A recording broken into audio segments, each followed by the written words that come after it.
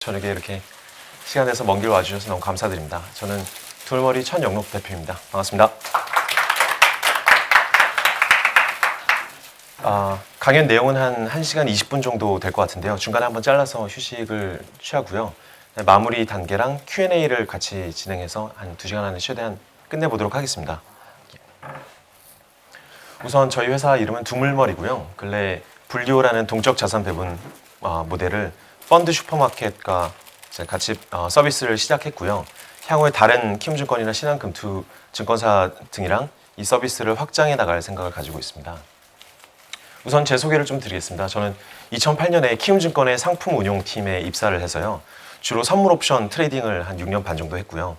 그 사이에 짧게 키움증권에서 법인 영업 브로커로 한 1년 정도를 활동을 했고, 대신자산운용에서 펀드 매니저로 한 아주 짧게 활동을 한 이후에 다시 선물 옵션 트레이딩으로 돌아갔었습니다.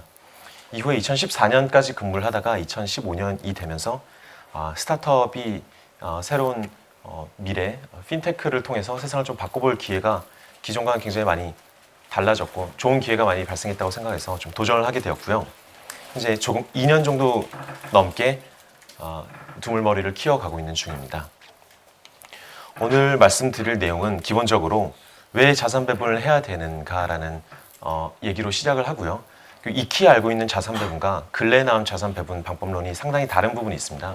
그래서 단순한 지난 50년 동안 해오던 단순한 자산 배분과 동적 자산 배분의 차이는 무엇인지에 대해서 좀 설명을 드리고요.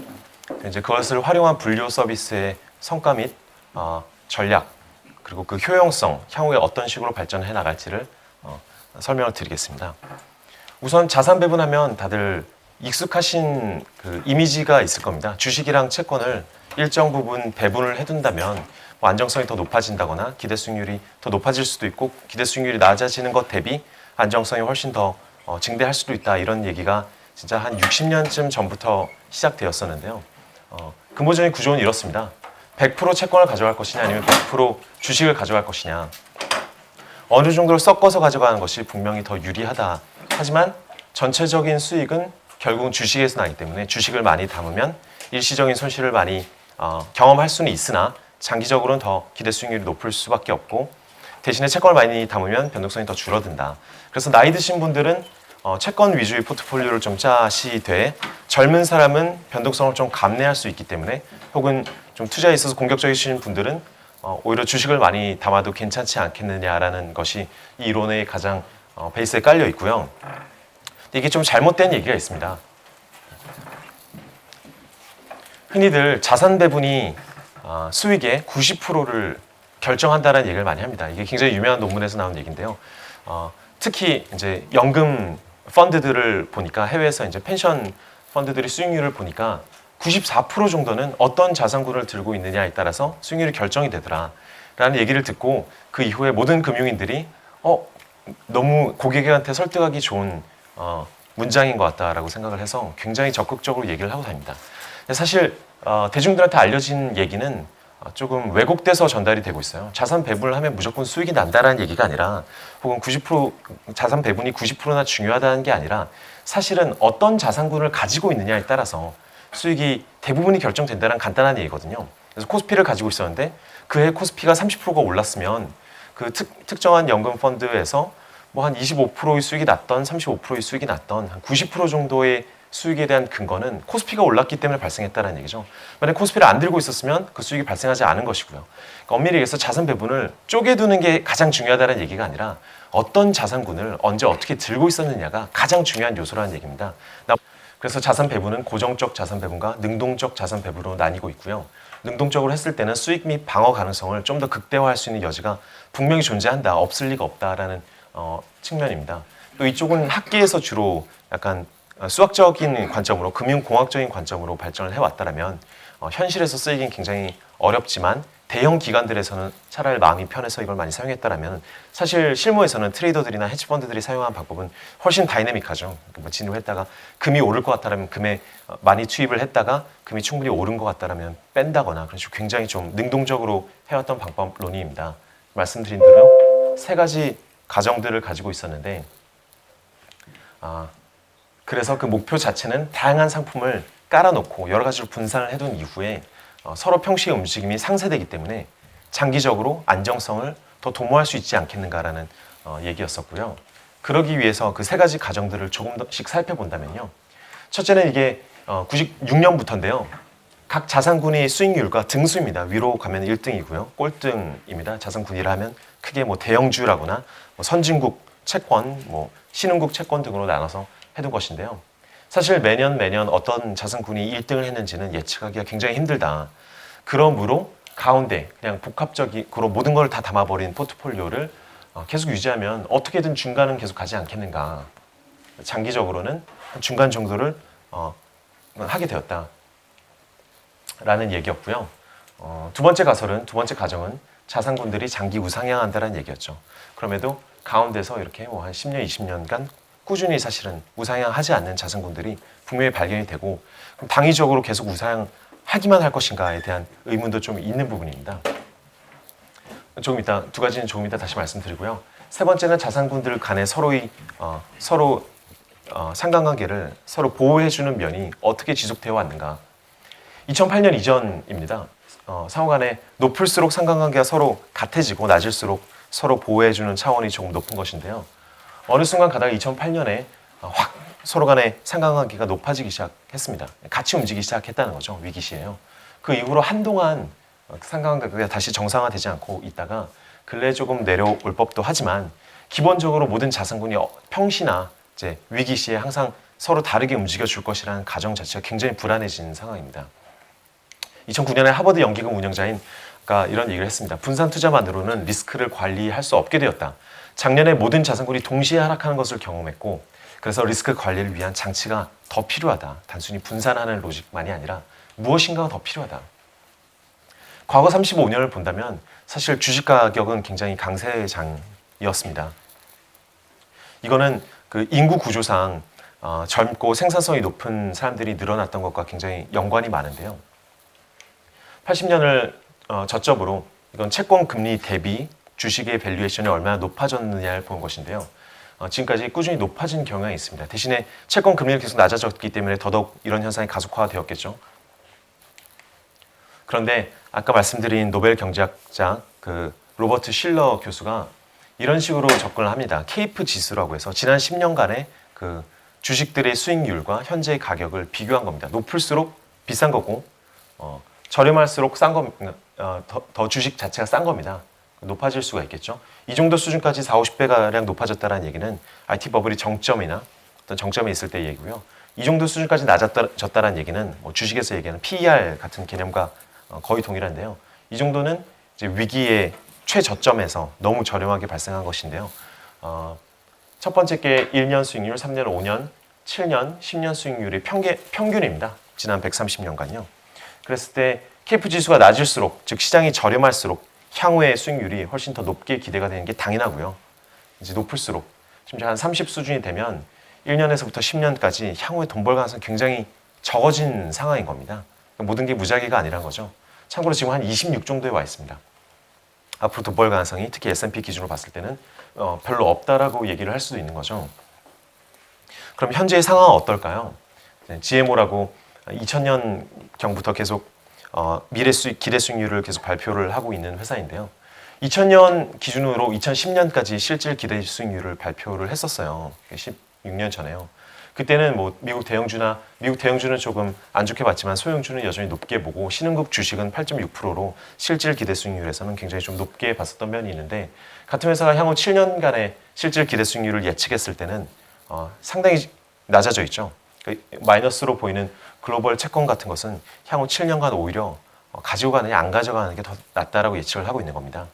그러니까 모든 자산군이 우상향할 거란 얘기는 이런 경제적 데이터의 배경이 되어야 되는데요.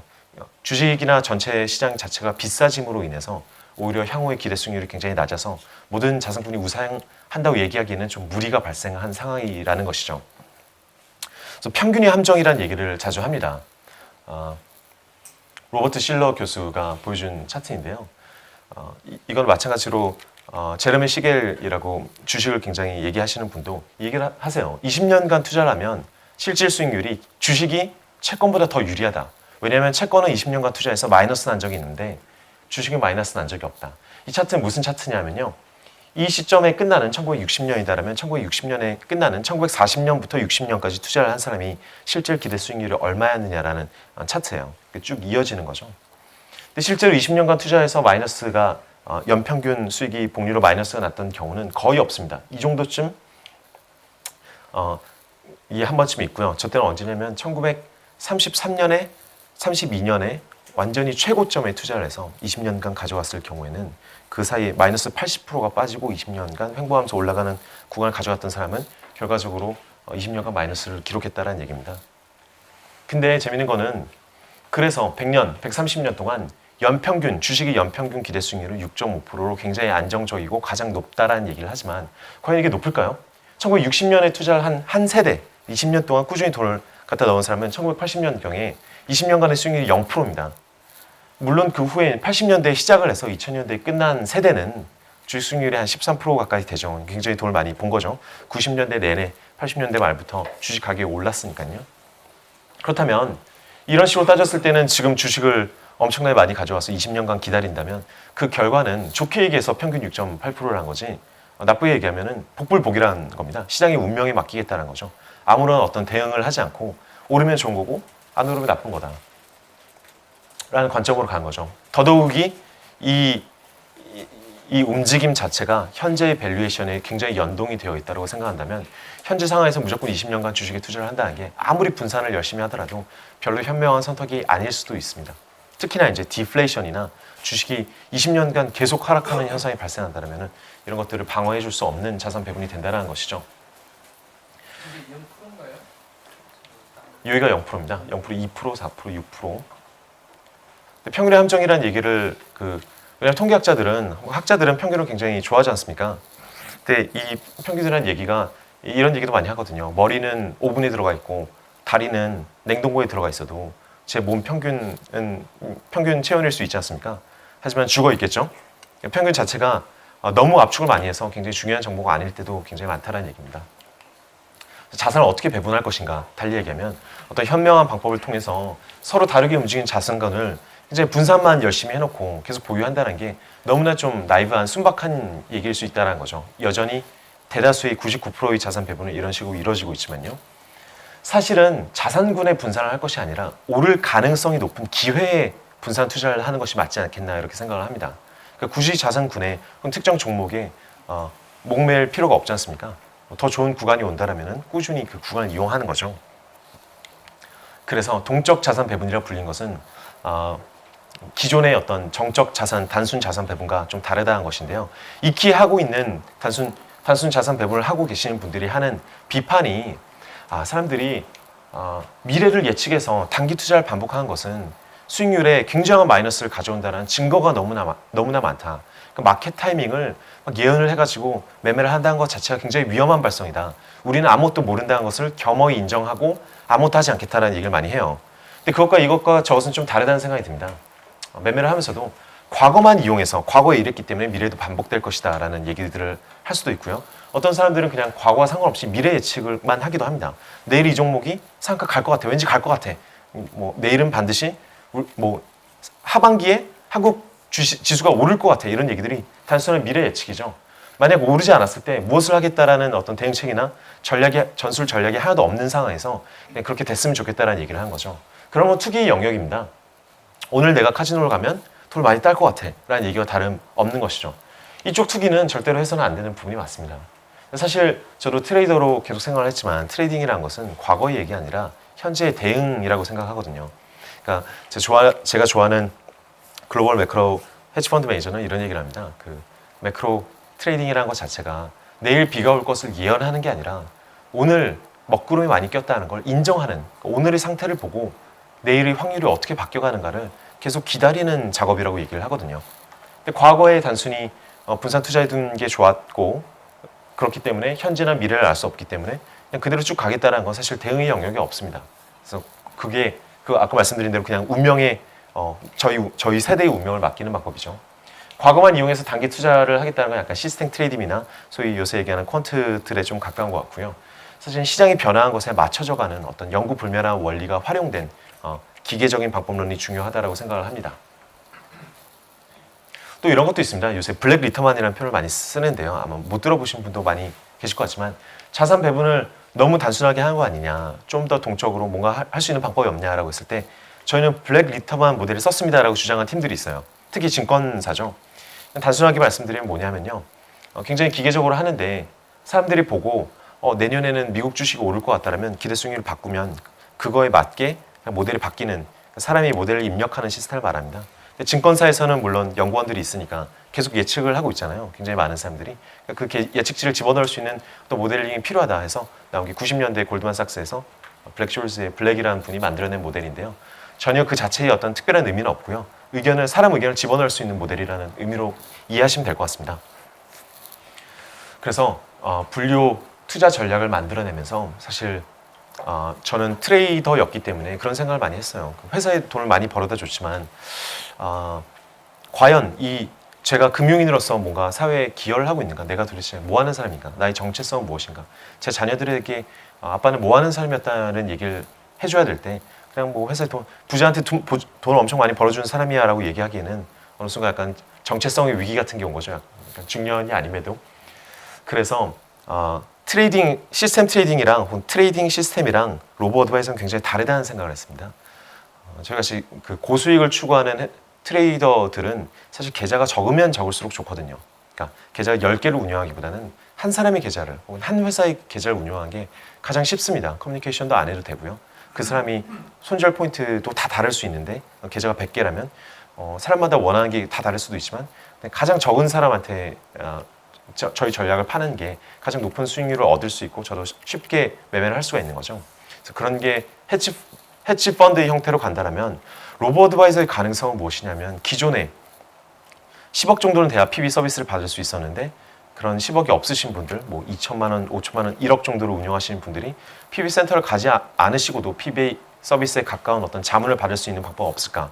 수익률이 대단히 높지 않더라도 우리가 체계적으로 하고 있는 실수들을 줄여줄 수 있는 방법은 없을까? 증권 계좌의 95%는 손실 계좌라고 하는데 저도 후배들이나 이제 동문들을 같이 트레이더로 키워보면 100명 중에 한 98명 정도는 금방 잘려요. 다 똑같은 실수를 반복하거든요. 반드시 돈이 안 되는 실수를 자기 인지적 편향 때문에 계속 반복하는 면이 있습니다. 사실은 굉장히 간단한 실수들만 도려내 주더라도 그 정도의 손실을 가져갈 이유는 별로 없거든요. 그래서 로보 어드바이저라는 게 굉장히 다수에게 양질의 자문 서비스를 전달해 주는 것이 가장 핵심이라고 생각을 해서 4가지 정도의 원칙을 정해봤어요. 첫째는 이 원리 자체가 트레이더라면 지난 3개월 동안 나타났던 특정한 현상을 가지고 최대한 연구를 해서 그 현상을 저 혼자 가장 잘 알고 있다면 그걸 통해서 수익을 올릴 수 있지만 일단은 연구 불멸을 해야겠다. 1년 전에도 나타났지만 5년 전, 10년 전, 30년 전에도 나타났고 30년 후에도 나타날 수 있는, 그러니까 제가 이거를 한 30년간 내버려 두더라도 이 방법론은 계속 영원히 작용한다라는 확신이 들 수 있는 방법론이어야 된다는 점을 생각을 했고요. 두 번째는 참여자가 많아져야 된다. 말씀드린 듯이 모든 기법들은 참여자가 많아지면 수익률이 좀 희석되는 경향이 있습니다. 하지만 참여자나 운용 금액이 상당히 커지더라도 막 100조, 200조 원 수준이 되더라도 절대 수익률이 희석되지 않고 이 원리가 반복될 수 있어야 된다고 생각을 했고요. 세 번째는 또 한 가지는 많은 사람들에게 설득을 해나가려면 아주 어려운 방법론이 아니라 약간 블랙박스라고 하죠. 우리가 굉장히 똑똑하기 때문에 굉장히 특별한 뭔가를 가지고 알아서 잘 하고 있습니다라는 얘기로 저 같으면 신뢰를 못할 것 같거든요. 제대로 된 원리를 설명해 주지 않는다면. 근데 사실 간단한 원리를 통해서 사람들이 내 자녀에게도 내 부모님에게도 설명을 할 수 있는 것이 가장 중요한 것 같아요. 그렇지 않으면 자기가 설득당하고 신념을 가지고 신뢰를 가지고 믿지 않으면 사실 모든 전략은 좀 나쁠 때가 있는 거거든요. 혹은 다른 전략보다 못할 때가 있는 거거든요. 그럴 때 스스로 신념을 지킬 수 없다라는 게 대다수의 실패한 투자의 가장 근원적인 이유입니다. 너무나 좋은 전략마저도 피터 린치가 연간 20% 넘게 계속 수익을 20년간 올렸다고 그러는데 실제 고객들은 다 대부분 마이너스였다고 그래요. 높을 때 들어가서 좀 나빠지면 팔고 또 한참 기다리다가 높을 때 끝에 들어가서 또 나빠지면 신뢰를 잃고 팔고 그걸 반복했다라는 거죠. 그래서 일반인들이 투자를 하는데 가장 중요한 거는 신념의 혹은 신뢰의 형성. 이 사람이 하는 얘기를 지금 이 사람이 지난 6개월간 틀렸더라도 결과적으로 틀렸더라도 이 사람이 하는 얘기가 너무나 원리가 분명하고 최선을 다하고 있기 때문에 저 사람 얘기는 믿을 수 있다라는 신뢰가 형성된다면 사실 수익률을 훨씬 더 높일 수 있다고 생각하거든요. 그래서 간단해야 된다는 것. 또 한 가지 굉장히 중요한 건 최대 손실 폭이 적어야 된다는 겁니다. 일반인들은 특히 신뢰가 형성되지 않아서 더더욱 그렇겠지만 제 돈을 워런 버핏이 운영해주고 있다 할지언정 사실 마이너스 40% 50%가 되면 신뢰의 문제가 아니라 본인이 그 구간에 또 인생에서 가장 힘든 구간이기 때문에 퇴직을 해야 되고 돈이 항상 부족하고 유동성이 부족한 상황이기 때문에 최대 손실폭이 적어야 된다는 겁니다. 마이너스 30% 40%를 왔다 갔다 하는 전략은 아무리 연간 100%씩 벌어준다 할지언정 100%는 좀 다르겠네요. 어쨌든 일반인들이 전혀 버틸 수 없다라는 얘기죠.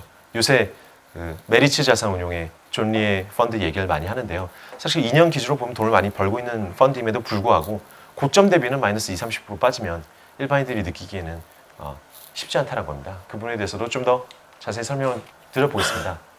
그래서 이 전략을 구상함에 있어서 4가지 원칙을 다 맞출 수 있는 방법은 없을까를 고민을 굉장히 많이 했습니다. 그래서 목표는 주식 같은 수익률을 올리면서도 아니면 어쩌면 주식보다 더 좋은 수익률을 올리면서도 방어력을 최대화시킨 채권 같은 방어력을 가지고 있을 수는 없을까? 기존의 분산 자산 배분 로직에서는 약간 꿈 같은 허황된 얘기겠지만 조금 동적으로 움직인다면 분명히 가능한 방법이 있을 것이다 생각을 했고요. 특히 국내 주식 채권만이 아니라 글로벌 자산군들을 어떻게 하면 더 다양하게 넣어서 기회를 더 확보를 해볼 수 있을까라는 점을 생각을 했고 또 하락을 방어할 수 있는 구체적인 리스크 관리 기법이 필요하다. 체계화시켜야 된다는 얘기입니다. 그 전에 짧게 용어 설명을 좀 드리겠습니다. 다들 아시는 내용이겠지만요. 실질 수익률이라는 표현을 많이 쓸 건데요. 실질 수익률은 제가 올린 수익률이 아니라 그 수익률에서 물가 상승률을 뺀 수익률입니다.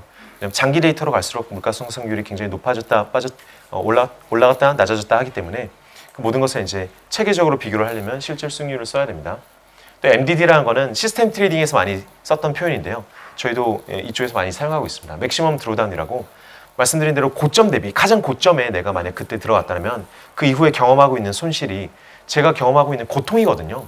그러니까 투자자의 고통인 셈이죠. 고점에 들어가시는 투자자도 실제로 굉장히 많으신 것도 문제인데 또 실제로 투자자들이 고점에 들어가지 않았어도 고점을 항상 이제 저희 본전이라고 생각하는 경향이 있잖아요. 100만 투자해서 500만 원 됐다 400만 원 되면 내 돈이 20%나 날라갔어 이런 생각을 한단 말이죠. 고점 대비 손실을 MDD라고 규정하고 있고 MDD가 가장 낮은 방법론들을 꾸준히 계량적으로 찾아보겠습니다. 차트로 봤을 때는 고점 대비 최대 경험했다가 다시 올라가면 이 정도의 고통을 느끼고 돌아온 셈이죠. 이것도 마찬가지고요. 그래서 주식 투자부터 생각을 좀 해보겠습니다. 아까 스쳐가듯 좀 말씀을 드린 부분인데요. 사실 주식 투자가 모든 포트폴리오의 가장 그 수익의 근간이 돼야 된다는 얘기는 예전부터 있었는데 그 종지부를 찍은 게 사실 96년에 나온 이 책입니다. 제레미 시겔 교수가 지난 200년간의 데이터를 분석을 해보니까 아까 보여드렸듯이 채권은 실질 수익률이 마이너스 난 구간이 있음에도 주식은 아예 그조차 없더라. 20, 30년간의 기간에는 주식이 훨씬 더 유리하더라. 평균 기대 수익률도 훨씬 더 높았고 훨씬 안전하더라. 라는 얘기를 했는데 이에 대해 조금 의심스러운 부분이 존재할 수 있음에도 많은 사람들이 복음으로 받아들이고 그때부터 미친 듯이 주식 펀드를 대중에게 더 팔기 시작했습니다. 종지부를 찍어버린 거죠. 주식이냐 채권이냐에 대해서 주식이 최강이다. 재밌게도 이 책이 나온 이후에 200년간 지속되던 현상이 이 책이 발간 이후 좀 덜 지속되고 있습니다. 주식이 채권보다 항상 좋았었는데 200년 기준으로 봤을 때는 2000년부터 2012년까지 미국 주식 수익률은 연간 1.65%였는데요. 실질로 계산해보면 심지어 마이너스가 났어요. 12년 동안요. 물론 꼭지에 들어갔다 손 계산을 한 것이면요. 무조건 주식으로 장기만 하면 다 해결된다는 복음이었음에도 불구하고 사람들은 뭐 당연히 직관적인 거지만 안 되는데 나만 재수가 없어서 그런가? 라고 생각을 하기 시작한 거죠. 근데 이런 형편없는 수익률마저도 중간에 마이너스 45%의 평가 손실을 경험하면서 얻은 미약한 수익률입니다. 심지어 또 유명한 논문이 하나 있는데요. 투자자의 평균 수익은 지수의 수익률보다 연평균 마이너스 4%가 넘는다. 왜냐면 쓸데없이 좀 고점에 더 들어간 경향, 약간 빠지면 괜히 더 빠질 거라고 예상을 하면서 좀 샀다 팔았다 하는 부분, 그리고 펀드에 내고 있는 수수료, 이 모든 것들을 합치면 전체 대중들은 이 수익률보다도 마이너스 4%경 나빴다라는 얘기죠. 그러니까 대다수의 계좌가 95%의 계좌가 손실이라는 얘기가 이런 걸 보면은 정말 명료합니다. 아주 체계적으로 잘못된 매매를 반복하고 있는 거죠. 모든 사람들이 뿐만이 아니라 PB들도 반복하고 있고 뭐 투자 권유 대행인들도 반복하고 있고 대다수의 증권사 영업식들도 다 반복하고 있는 부분입니다. 가장 해서는 안 될 것들을 또 하고 또 하는 것이죠. 그래서 장기간에 걸쳐서 1900년부터 미국 주식과 채권의 실질, 그러니까 물가를 뺀 MDD를 한번 바라보면요.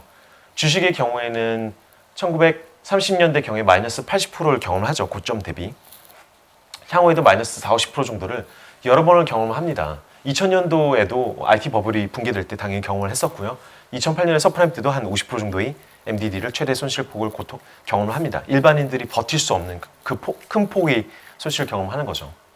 재밌는 건 사람들이 근래에 이제 워낙 채권 강세장이 20, 30년 동안 계속되다 보니까 잊고 있는데 채권은 더 심했던 적이 있어요.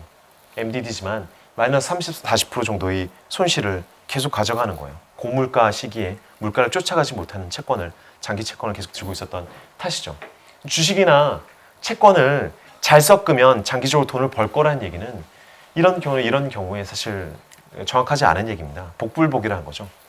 자기가 시대를 잘 만났으면 될 수도 있고 안 될 수도 있다. 평균적으로 그렇다는 것이지라는 얘기입니다. 그래서 제러미 시겔 교수도 약간 찝찝하셨던지 끝에 이런 얘기를 해요. 주식이 가장 좋지만 조금 안정성을 높이는 어떤 기계적인 방법도 존재하더라. 학계에서 이 가격을 통해서 무슨 이동평균선으로 뭐 매매를 하고 이런 얘기를 하면 거의 약간 뭐라고 하죠? 이교도 취급을 받거든요. 어떻게 학계라는 게 항상 밸류에이션을 얘기하거나 랜덤하다는 얘기를 해야지 무슨 뭐 높을 때 뭐 팔았다가 뭐 이런 얘기를 하느냐. 그런 건 다 환상이다라는 얘기를 하는데 그래서 굉장히 수줍게 끝부분에 아주 짧게 다뤄두세요. 다존스를 한 130년치를 봤을 때는 200일 이동평균선이랑 아주 간단한 시스템만 사용해서 한 1% 정도 높을 때는 샀다가 1% 정도 하락하면 이평선을 밑으로 돌파했을 때는 팔자. 파는 걸 굉장히 간단하게 반복해보자. 그랬더니 매수 후 보유랑 단순히 100년 내내 들고 있던 것과 어떤 차이가 있을까? 이 차트는 뭐 100년 차트는 아닙니다만 그랬더니 놀라운 결과가 납니다. 이것도 90년대부터 차트이고 100% 주식을 들고 있거나 100% 채권을 들고 있는 차트예요. 그러니까 파란 게 S&P 토탈 지수고 MA 타이밍을 사용한 지수는 이쯤에서 갑자기 주식을 안 들고 가기 시작하는 거죠. 시장이 하락할 때는 안 들고 가고 상승할 때는 일정 부분 따라갑니다. 이렇게 보면 수익률 차이가 꽤 크죠. 근데 이런 말씀은 드려야 될 것 같아요. 모든 대학생들이 시스템 트레이딩을 처음 시작할 때 이걸 보고 깜짝 놀라서 야 이거 나도 큰 돈 벌 수 있겠다. MA 매매가 이렇게 대단하다니라고 해보지만 이게 기한을 좁히면 잘 안 돼요. 기한이 굉장히 커야만 장기에 걸쳐서만 굉장히 이루어지는 현상입니다. 그 이유는 나중에 조금 더 설명을 드리도록 할게요.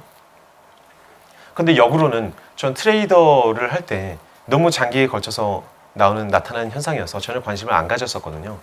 네, 단기로 좁혀보려고 했었지만 그런데 펀드 매니저들도 이런 거에 거의 관심이 없습니다. 왜냐하면 펀드 매니저도 커리어가 한 3, 4년밖에 안 되는데 잘 나갈 수 있는 구간이 없는데 이런 식으로 뭐 5년, 10년을 바라보는 전략을 활용하기 굉장히 쉽지 않거든요.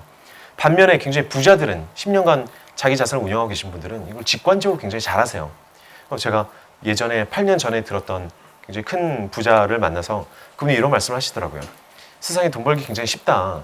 뭐 주식을 잘할 필요도 없고 주식, 채권, 현금을 언제 들고 가야 되는지 언제 안 들고 가야 되는지 대략적으로만 알아도 그리고 타이밍을 좀 한 두세 달, 한 6개월 정도 틀려도 아무 상관없다. IMF 때 현금 많이 들고 있었다가 IMF 접전 정도에 채권, 주식 사기 시작하면 채권을 잘하지 않아도 되고 주식을 잘하지 않아도 큰 돈은 그렇게 벌리더라. 대신에 이제 고점의 마지막 막 시장이 날아가고 이럴 때 현금을 들고 있는 고통이 있겠지만 몇 번 경험해 보신 분들은 몇 번만 경험해 보면 이게 언제 싸고 언제 비싸고 언제부터 내 돈이 아닌지를 정확히 알기 때문에 그걸 잘 운영을 해야 된다. 채권만 하더라도 항상 답이 될 수 없고 저희는 캐시 이즈 킹이라는 표현을 많이 쓰거든요. 위기 시에는 현금이 왕이다. 현금을 가지고 있으면 모든 게 파이어 세일로 완전히 한 20% 가격에 나오기 때문에 그때는 모든 걸 마음껏 장바구니에 담을 수가 있지 않습니까? 그래서 사실은 이것도 굉장히 간단한 로직이지만 그 안에는 이런 자산 배분에 동적으로 자산을 바꿔치기 하는 큰 틀의 원칙이 담겨져 있는 것 같습니다. 좀 더 긴 차트를 보면요. 1900년부터 2015년까지 한 115년간의 기간을 봤을 때는 내 채권을 들고 가지 않고 단순히 현금으로 보존했을 때는 로그 차트라 결과적으로는 한 2배 이상의 차이가 나는데요. 재밌게 볼 것은 첫째 수익률이 S&P 500과 타이밍을 비교를 해봤을 때 수익률이 타이밍이 조금 더 높아요. 위에 있는 차트가 되겠죠. 훨씬 놀라운 건 변동성이 시장이 얼마나 출렁이며 갔느냐가 17.87%인데 타이밍은 12% 정도로 변동성이 약 한 30% 정도 적습니다.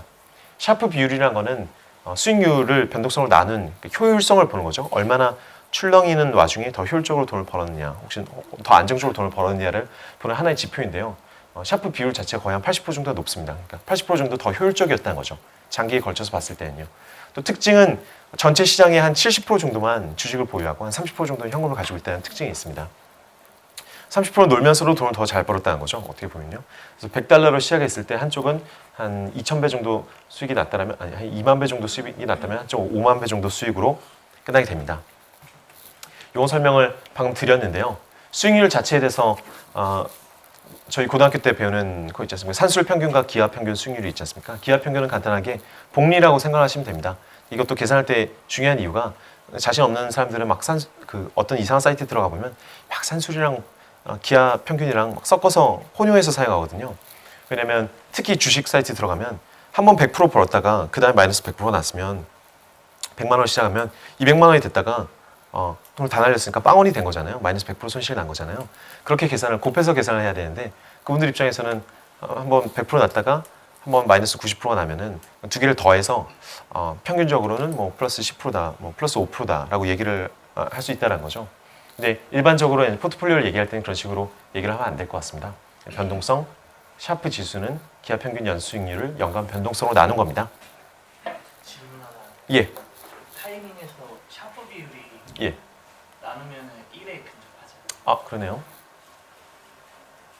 샤프 비율 자체가 여기도 50% 정도가 돼 있네요. 1에 근접해 있군요. 이건 계산을 바꾸면서 좀 혼동했을 수도 있겠습니다. 어쨌든 샤프 비율이 훨씬 높다라는 겁니다. 죄송합니다. 이건 좀 눈치를 못 채고 있었네요. 그 다음 단계는 최대 낙폭인데요. 좀 전에 여기서 보여드렸듯이 최대 낙폭이 S&P 500은 1930년대 한 마이너스 80% 정도를 경험을 하죠. 타이밍을 했을 때는 여전히 많지만 한 마이너스 44% 정도로 그래도 80%에 비하면 상당 폭 덜 손실을 보고 지나갔다는 점입니다. 롤링으로 한번 보여드리자면요. 전반적으로 이 검은 게 타이밍의 MDD인데요. 이때 44%를 봤던 거죠. 얘는 한 마이너스 80%까지 갔을 때요. 전반적으로 최대 손실의 폭이 훨씬 더 적은 것을 볼 수가 있습니다. 이럴 때도 2000년 경에는 그냥 단순히 이동평균선을 이탈했을 때 주식을 안 들고 있기만 했음에도 손실을 거의 다 안 맞고 갔죠. 2008년에도 마찬가지입니다. 마이너스 11% 정도에서 손실을 방어한 것을 보실 수 있습니다. 조금만 더 본 다음에 약간 휴식을 취하시죠. 1년간의 수익 분포를 1900년도 초반부터 본다면 이렇게 그냥 매월 1월에 들어간 거, 2월에 들어간 거, 3월에 들어간 거, 그래서 1년간 가져갔던 거를 쫙 분포를 본다면 손실의 가능성과 이제 그 이익의 가능성을 좀 비교를 해보겠습니다. 앞에 게 타이밍이에요. 마이너스 10% 이상 손실이 날 가능성은 타이밍이 횟수가 훨씬 더 적었다는 걸 볼 수 있죠. 재밌게도 마이너스 10에서 0% 정도, 그러니까 뭐 큰 손실은 아니나 손실이 발생했던 횟수는 타이밍이 더 많습니다. 뭐 약간 휘둘렸다거나 소위 뭐 휩소라고 얘기를 하죠. 괜히 지금 같은 코스피 장에서는 괜히 매도를 했더니 확 올라가서 샀더니 또 매도를 해서 그렇게 자잘한 손실이 조금씩 쌓일 수 있을 가능성은 조금 더 있었다는 거죠. 근데 오히려 0에서 10% 정도를 번 횟수는 훨씬 더 많이 있습니다. 좀 더 집중되어 있다고 보시면 되는 거죠. 큰 손실을 볼 가능성은 훨씬 줄였고 수익을 볼 가능성은 약간 떼내서 이쪽으로 몰아준 셈입니다. 이걸 한 5년 정도 하게 되면 60개월을 본 겁니다. 차이가 꽤 뚜렷하게 나타나죠. S&P 500 0에서 5% 정도로 5년간 벌 수 있는, 이것도 수익률이 굉장히 낮은 거지만 5년간 0에서 5%를 벌었을 가능성은 S&P 500을 그냥 들고 있었던 것보다 훨씬 못하지만 손실이 났을 가능성은 훨씬 더 낮아지고요. 수익이 났을 가능성은 이 경우를 제외하고는 전부 다 높습니다. 그러니까 돈을 벌기 위해서는 5년간 투자를 할 거라면, 그냥 무식하게 딱 투자만 할 거라면 S&P 500에 그냥 5년간 들고 갈 것이냐, 아니면 타이밍 전략을 사용할 것이냐를 본다면 확률적으로는 타이밍 전략을 사용하는 게 훨씬 더 훌륭하다고 얘기를 할 수 있는 거죠. 일단 여기까지 하고 한 5분만 쉬다가 다시 진행하겠습니다. 좀 같이 고민해 볼 필요가 있습니다. 왜 이런 게 아주 간단함에도 불구하고 계속 지속적으로 가능한가? 이게 다른 모든 의미에서도 가능한가? 아니면 특정한 구간에서만 잘 됐거나 혹은 우연에 가까웠거나 한 것을 좀 분석을 해볼 필요가 있겠죠. 아까 살짝 말씀드린 내용인데 한 1, 3년간의 기간에는, 이건 90년대부터 본 겁니다. 97, 98년에는 시장이 굉장히 좋을 때는 시장 수익률을 못 쫓아갔던 적이 있습니다. 이건 2년이고요. 이때는 시장이 폭락한 직후에 4년에 걸쳐서 시장은 굉장히 바닥에서부터 급등해서 올라오는 구간만 딱 잘라놓고 본다면 그 수익률을 못 쫓아가죠. 4년 연속으로 못 쫓아갑니다. 물론 그 전해에 피한 게 35%의 시장보다 35% 이상 좋았음에도 불구하고 펀드 매니저나 이제 업계에 계신 분 기준으로는 이렇게 3, 4년 동안 벤치마크를 못 쫓아가는 전략 자체를 검토하기가 굉장히 힘듭니다. 왜냐면 커리어 리스크라고 해서 뭐 한 3, 4년간 못 해버리면 그 다음 기회가 안 주어지거든요. 그래서 미국에서도 과연 이런 전략을 사용할 수 있음에도 불구하고 장기 투자를 종료할 땐 사용할 수 있음에도 불구하고 왜 일반적인 기관에서는 사용하고 있지 않을까를 본다면 다 마찬가지로 커리어 리스크에 대한 부분 때문이었다는 평이 많이 있습니다. 어떻게 보면 장기 투자를 종용해야 됨에도 자기들 스스로는 굉장히 단기적인 평가의 잣대를 받을 수밖에 없는 거죠. 그래서 오히려 일반 개인들이 기관보다 훨씬 유리한 부분은 이런 것에 있습니다. 5년 정도의 타임프레임을 정해놓고 자기 기준에서 훨씬 유리하고 훨씬 쉬우면서도 수익이 날 가능성이 높은 것들을 좀 선택적으로 전략을 사용할 수가 있는 거죠. 초과 달성폭을 단순히 S&P와 비교만 해봤습니다. 뭐 100% 벌었을 때 이 전략은 100%를 벌었는가를 보는 거죠. 근데 재밌는 것은 저희는 트레이딩을 하면서 이런 걸 굉장히 좋아하는 차트 중에 하나인데요. 하락을 할 때는 방어력이 훨씬 높고요. 좀 올라가는 경향이 있고 상승할 때는 같은 기울기로 좀 쫓아가는 경향이 있습니다. 근데 이런 걸 저희는 비대칭적인 수익 구조다라고 얘기를 합니다. 뭐 ELS 같은 것도 이런 게 되겠고 사실 모든 투자 전략이 일정 부분 남들이 못 보는 것에서 비대칭적인 어떤 엣지가 발생해야 된다고 얘기를 하거든요.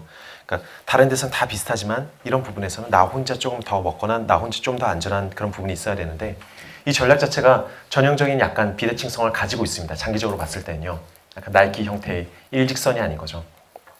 그렇다면 이것도 사실 많이 사용하고 있는 차트예요. 저희가 고정적 자산 배분을 가장 크게 모든 사람들이 약간 좀 불안해하는 부분 중에 하나가 비대칭적이지가 않고 단순히 채권을 많이 섞으면 이게 기울기가 그냥 내려가고 채권을 적게 섞으면 기울기가 높아져서 주식이랑 똑같아지는 현상만 가지고 하는 거거든요. 물론 중간중간에 어떤 상관관계로 인한 혜택도 있겠지만 전체적으로 봤을 때 그냥 기울기 싸움입니다. 주식 90%보다 뭐 미국에서 유명한 로보어드바이저들은 다 그런 식으로 이루어지고 있는데 당신은 젊고 공격적이니까 주식 90% 가져가세요. 당신은 안정적으로 채권 90% 가져가세요. 라고 얘기를 하는 셈이죠. 이런 단순한 로직에도 돈이 벌리는 그 근원적인 이유를 좀 더 들여다보면 변동성 응집의 현상이라는 게 있습니다. Volatility Clustering이라고 늘 표현을 하는데요. 뭐 복잡하게 들어갈 필요는 없지만 직관적인 내용이기 때문에 한번 생각해 보실 만합니다. 뭐냐면요. 첫째는 변동성이 높았을 때 대체로 보면 월간 수익률이 더 낮았더라. 평균적으로는. 그리고 변동성이 낮았을 때 수익률이 더 높았습니다. 근데 저희가 일반적인 이 Volatility Clustering 현상이 없다면 지금 학계에서는 어떤 식으로 얘기하냐면요. 변동성이 높으면 그만큼 리스크 프리미엄이 붙어서 기대 수익률이 더 높고 변동성이 낮으면 기대 수익률이 낮다라는 얘기를 하거든요. 근데 실제로 뭉쳐져 있는 걸 보면 역의 모습이 보입니다. 무슨 얘기냐면 똑같은 주식을 거래할 때 변동성이 높아지면 그냥 거래를 안 해버리면 이만큼 손실을 덜 본다는 거죠. 변동성이 낮아지고 굉장히 안정적인 시장이 됐을 때만 투자를 하고 있으면 야금야금 올라가는 현상을 굉장히 오랫동안 누릴 수 있다는 거죠. 또 이 응집 현상 중에 하나는 변동성 간에 같이 붙어 다닌다는 면이 있습니다. 변동성이 낮을 때 그 다음 달 변동성도 굉장히 낮게 형성돼서 그런 것들이 서로 뭉쳐있는 경향이 있고 변동성이 높아지기 시작하면 그 구간 내내 변동성이 계속 높고 계속 거래를 하기는 훨씬 더 힘들어지는 환경. 만약 변동성이 높으면 저는 모든 트레이더들이 한 얘기는 변동성 낮은 거 별로 안 좋아하거든요. 확 크게 움직일 때 양쪽으로 기회가 발생한다고 얘기를 하는데 이 경우에는 단순히 주식만 봤을 때는 변동성이 높아졌을 때 거래를 하면 안 되는 거죠. 단순히 어려워지기만 하는 게 아니라 아예 그냥 돈 벌 기회 자체가 훨씬 박탈당하니까요. 이런 이치가 사실은 그 간단한 이평선 매매를 했을 때 왜 돈이 벌리는지에 대한 설명이 될 것 같습니다. 또 한 가지는 아까 설명드린 거죠.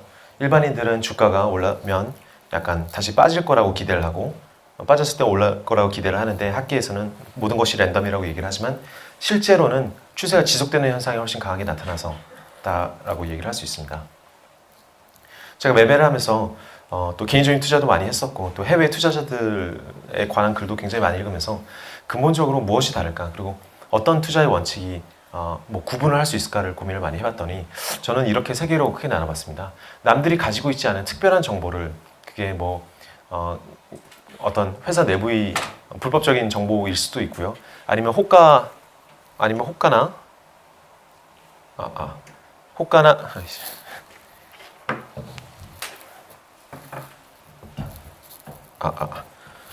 호가나 시장을 바라보면서 남들은 해석해낼 수 없는 정보에 대해서 저만 처리를 해낼 수 있는 것이겠고요. 그런 것들은 어떤 정보 매매의 일종이라고 부를 수가 있습니다. 세상에 굉장히 중요한 정보가 어떤 방식으로든 조금씩 누수되어서 뭐 뉴스로 들려오거나 아니면 뭐 호가상의 시장 내에서의 데이터로 보일 수 있다는 점이죠. 이런 부분들은 일반인이 제일 좋아하는 투자 방법론이지만 사실 이렇게 돈 벌기는 굉장히 힘듭니다. 왜냐면 전문가들이 워낙 뭉쳐있는 영역이다 보니까요. 그 다음에 가장 많은 얘기를 하는 게 가치 투자입니다. 근데 실제로 가치 투자는 굉장히 저렴한 상품은 3년에서 5년 정도의 시간이 지나면 저렴했던 게 정상으로 돌아오고 너무 비쌌던 게 정상으로 돌아오는 현상이 굉장히 강력하게 포착이 돼요. 그래서 워런 버핏이 돈 벌기 쉽다라고 얘기한 것도 3, 4년 기다리면 자본 가격이 형성되어 있는 거 대부분 정상화되거든요. 문제는 일반인들이 이 3년을 기다릴 수 있는 인내심이 별로 없는 경우가 많다는 것이고 아까 말씀드린 대로 MDD가 크게 발생해서 좀 가격의 출렁임을 견뎌낼 수 없다는 점이죠. 그 가운데 이제 모멘텀 팩터라고 모멘텀의 현상이 분명히 존재합니다.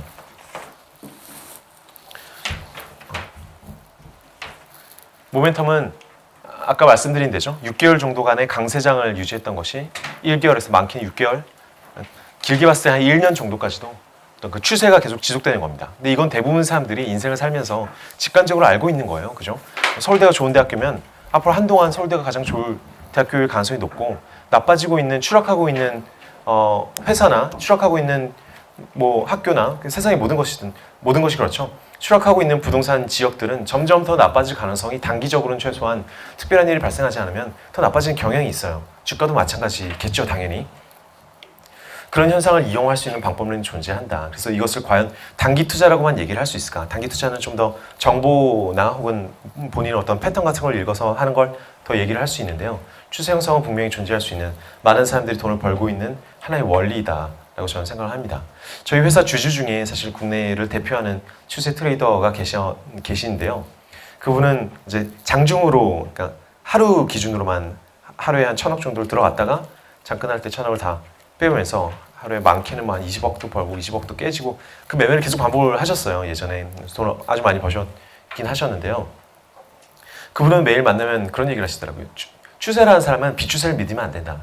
이 정도 한 1% 벌었으니까 이 정도면 족하지 않나 이런 생각을 하면 안 되고 추세는 항상 달까지 간다는 자세로 1% 오르면 오늘 10% 올 거야. 10% 오른 적이 한 번도 없었어도 한번 움직이기 시작하면 그 추세는 영원히 지속된다는 관점으로 봐야 된다라고 얘기를 합니다. 추세가 이제 물론 주간 단위로도 형성이 되고 뭐 분간으로도 형성이 되고 훨씬 짧은 타이밍에도 항상 추세는 존재해요. 움직임이라는 것 자체가 아름답게 이렇게 분포되어 있지 않기 때문에 평소엔 별로 안 움직이다 한번 움직이기 시작하면 좀 에너지가 생겨서 확 움직였다가 돌아오기도 하고 그런 추세가 형성되지만 짧으면 짧을수록 프로들이 너무 많이 싸우고 있어서 이용하기 굉장히 힘들고요. 주로 한 3개월에서 혹은 1개월에서 1년 정도 사이다라고 얘기를 하는 거는 참여자가 다양할수록 추세가 굉장히 탄탄하게 발생하거든요. 한 달 정도 늦게 진입하는 사람, 그러니까 PB한테 뭐 2달에 한 번 연락을 하다가 연락 듣고 한 2달 만에 포트폴리오를 바꾸는 사람, 혹은 소문 듣고 친구가 돈 벌었다는 얘기 듣고 좀 고민해보다가 한 달 후에 또 들어오는 사람, 그렇게 느린 참여자가 굉장히 많은 곳에서 훨씬 더 뚜렷한 추세가 발생을 하고요. 이제 투기꾼들만 모여있는 시장에서는 막 올랐다가 빠졌다가 굉장히 일반인들이 컨트롤하기 힘든 방식으로 추세가 발생을 하겠죠. 추세 추종, 아까 같은 식으로 이평선을 활용한 추세 추종의 장점은 크게 수익이 날 때는 그 수익의 대부분을 다 가져간다는 거고요. 크게 하락할 때는 대부분을 다 피한다는 게 장점이겠지만 단점도 분명히 있습니다. 단기적으로는 뭐 하루 만에 20% 빠져버렸다 그러면은 그 사이에 대응을 하기가 굉장히 힘들다는 점, 또는 1년 내내 박스권일 경우에는 이게 뭐 상승 추세도 아니고 하락 추세도 아니기 때문에 오히려 약간 비용이 더 발생하거나 손실이 누적될 가능성도 있다. 큰 손실은 아니지만 좀 사람 고통스럽게 하는 자잘한 손실이 지속될 수 있다라고 소시에테 제너럴에서 또 얘기하는 바입니다. 그래서 이런 추세 추종을 트레이더의 방식으로 직관적으로 하는 게 아니라 좀 더 데이터를 통해서 계량적으로 접근을 한다면 아까 말씀드린 대로 고정적 자산 배분이 아닌 좀 더 훌륭한 방법론을 만들 수 있지 않을까라고 해서 계량적 추세 추종 모형이라는 것이 나오고 있습니다. 근데 이게 추세 추종 자체가 트레이더들이 워낙 예전부터 많이 사용하던 방법이기 때문에 1900년대 초반부터 이런 추세 매매에 대한 어떤 자료나 글들은 굉장히 많이 발견이 되고 있는데요.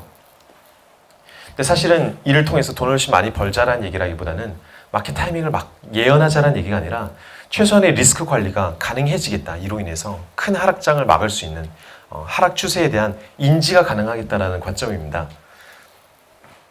그래서 한 100년 전에도 제시 리버모어라는 어떤 추세 추종 매매의 뭐 아버지라고도 부르긴 하는데 가장 유명한 작가이기도 했죠. 그런 분부터 시작해서 지금은 헤지펀드 AQR이라고 굉장히 유명한 어떻게 보면 세계적으로 가장 유명한 리서치 페이퍼들을 쓰고 있는 헤지펀드에서도 이 얘기를 굉장히 많이 하고 있고요. 또 듀얼 모멘텀이라는 표현을 쓰기도 하고 또 처음에 말씀드린 대로 10년 전에 맷 파버라는 분이 이와 관련된 얘기들을 하기 시작하면서 굉장히 핫한 이슈가 되어 가고 있습니다. 원칙은 첫째는 그 인위적인 해석을 하지 말자. 아주 간단하더라도 기계적으로 해석하자. 뭐 때에 따라서는 내년에 뭐 미국이 오를 것 같으니까 미국이 오를 것 같은 이걸 좀 더 넣었다가 말았다가 나중에 가서 이견이 생길 수 있는 부분들을 다 제외하고 순수히 가격적으로만 접근을 하자라는 얘기고요. 또 한 시장에서 맞았다고 해도 다른 시장에 가봤더니 다른 시대에 가봤더니 완전히 잘 안 먹히기 시작하면 안 되니까 영구불변하는 원칙을 찾으려면 아주 간단한 모델, 간단한 똑같은 파라미터 값으로도 세계 어디에 가져가더라도 장기적으로 잘 맞는 방식을 검증을 해야 된다는 점입니다. 목적은 영원히 반복되는 현상인지를 재검증하기 위해서죠. 이런 기계적인 추세를 그냥 미국장이나 국내장에서만 할 게 아니라 글로벌 자산군들을 좀 더 섞어내서 투입을 시킴으로써 더 가장 중요한 것은 다양한 기회를 확보하자. 국내가 박스권이 뭐 8년째 지속되고 있다라고 얘기를 한다면 국내만 바라볼 게 아니라 전 세계에서 강력한 동력을 가지고 있는 경제권에 투자를 해보자. 그래서 이들 중에 13개의 자산군을 골라낸 다음에 이들 중에 상위 5개의 자산군을 한번 뽑아보는 그런 방식으로 할 겁니다. 이 이유는 뭐냐면요. 보통 자산 배분을 얘기하면 주식보다 재미가 없다. 연 5%씩 버는 전략 아니냐. 주식은 뭐 잘만 하면 연간 100%도 벌 수 있는데 이런 얘기를 하지만 사실 이 자산군만 가지고도 매월 가장 많이 오르는 자산군을 뽑아내면 매월 7%씩 벌 수가 있어요. 연간으로 누적하면 한 140%가 되겠죠. 예? 어떤? 찍어주세요. 그래서 평균 7%, 연간 140%의 수익이 발생할 수 있다는 점이고요. 이런 건 불가능하겠죠. 그러다 보니까 매월 최소한 가장 오를 것 5가지 정도만 예측을 하더라도 예측하면 안 되겠지만 월 평균 4%씩의 수익을 낼 수가 있습니다. 이런 것도 역시 불가능하기 때문에 이것의 짧은 부분이라도 한 1% 정도라도 우리가 캡처해 볼 수는 없을까를 본 겁니다. 또한 다양한 기회에 분산 투자를 함으로써 아주 심각하게 분산하지는 않겠지만 리스크를 좀 더 잡아줄 수 있는 방법이 없는지 보는 것이죠. 또 해외 투자를 하는 이유 중에 가장 많이 하는 얘기가 자국 주식 편향입니다. 미국 사람들도 그렇지만 오른쪽 게 미국 주식 시총이 전 세계 시총 비중 얼마인지를 보는 거고요. 왼쪽 게 실제 미국 사람의 포트폴리오 안에 자국 주식이 얼마나 들어가 있는지를 보는 겁니다. 이렇게 쭉 보면 모든 나라 사람들이 우리도 그렇잖아요. 미국 주식에 투자하시는 분 거의 없으시잖아요. 다 코스피에 뭐 삼성전자에 투자하고 있잖아요. 익숙하니까 주위에서 다 그것에 투자하고 있으니까. 근데 그 경우가 좀 지나치다는 거죠. 우리나라도 우리나라 한국 주식이 전 세계에서 차지하는 비중은 한 2%도 안 되는데 우리나라 사람들이 포트폴리오 보면 74%가 국내 주식입니다. 심지어 해외 주식도 미국 주식이나 유럽 주식은 거의 없어요. 대부분 다 중국 주식, 중국 펀드를 많이 들고 있죠.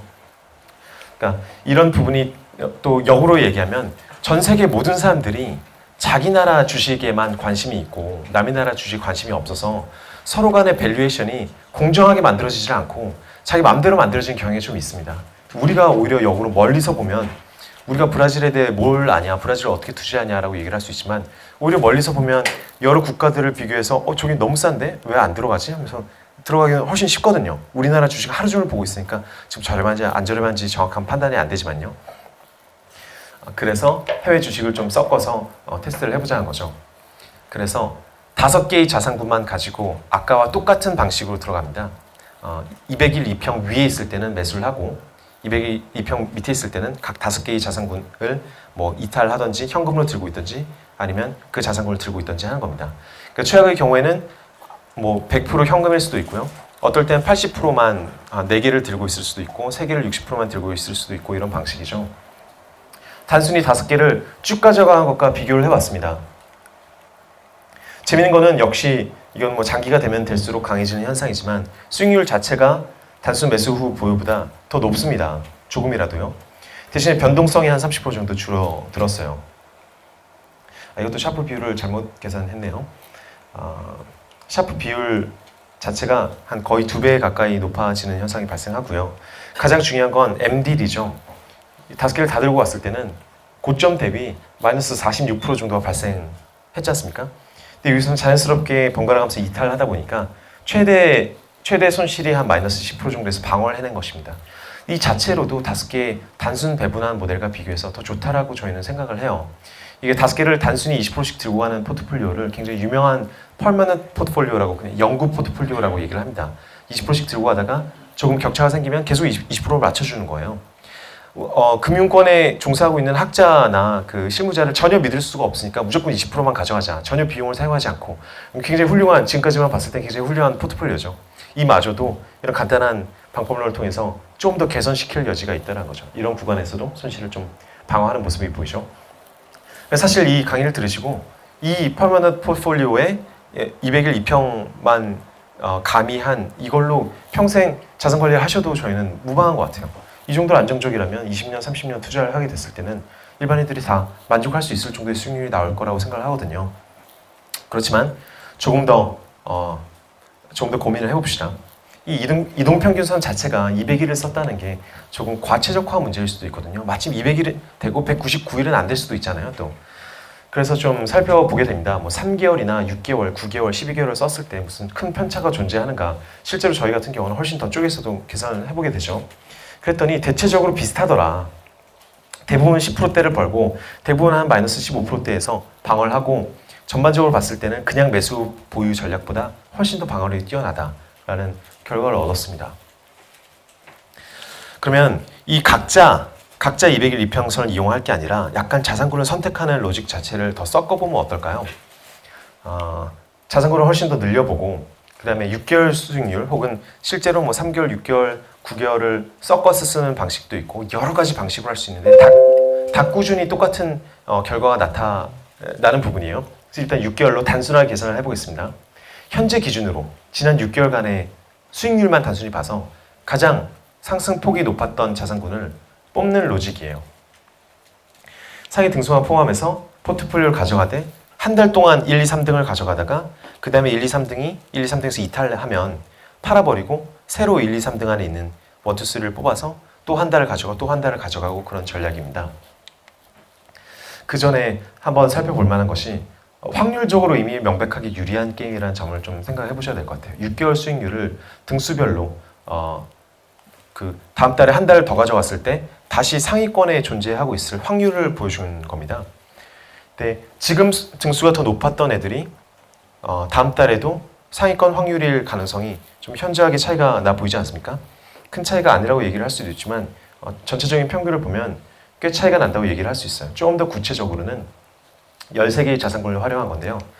1등을 한 애들을 1974년부터 한 40년 정도를 그러니까 누적을 하면서 매월 재계산을 해서요. 1등 한 애들이 평균 수익률을 보면 약 1%대, 2등도 마찬가지입니다. 쭉 내려가서 꼴등 한 애들이 평균 수익률을 보면 저희는 그렇게 생각하잖아요. 꼴등하던 애가 급등할 수 있을 것만 같지만 평균을 쳐보면 훨씬 더 낫다라는 거예요. 이것만 보더라도 사실 어떻게 생각하시면 되냐면 전체 포트폴리오 아주 무식한 포트폴리오를 만들더라도 근래의 수익률이 굉장히 안 좋았던 애들을 계속 빼내주기만 함으로써도 전체 포트폴리오 수익률이 굉장히 좋아질 수 있다는 거죠. 최소한 그 마이너스가 나는 전략을 가져갈 이유는 전혀 없잖아요. 그래서 여기서 사용한 자산군은 총 13개입니다. 팁스 물가 연동 채권, 뭐 미국채, S&P 500, 그다음에 뭐 선진국, 뭐 신흥국 주식 채권 등등으로 들어가 있습니다.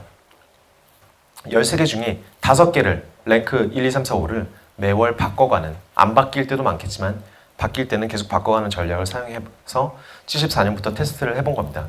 이게 사실 맷바버의 논문에 나오는 내용이고 수많은 사람들이 이것을 좀 파라미터를 바꾸거나 아니면 내용이나 자성분을 바꿔서 계속 테스트를 하고 있는데 결과는 굉장히 일관적으로 나와요.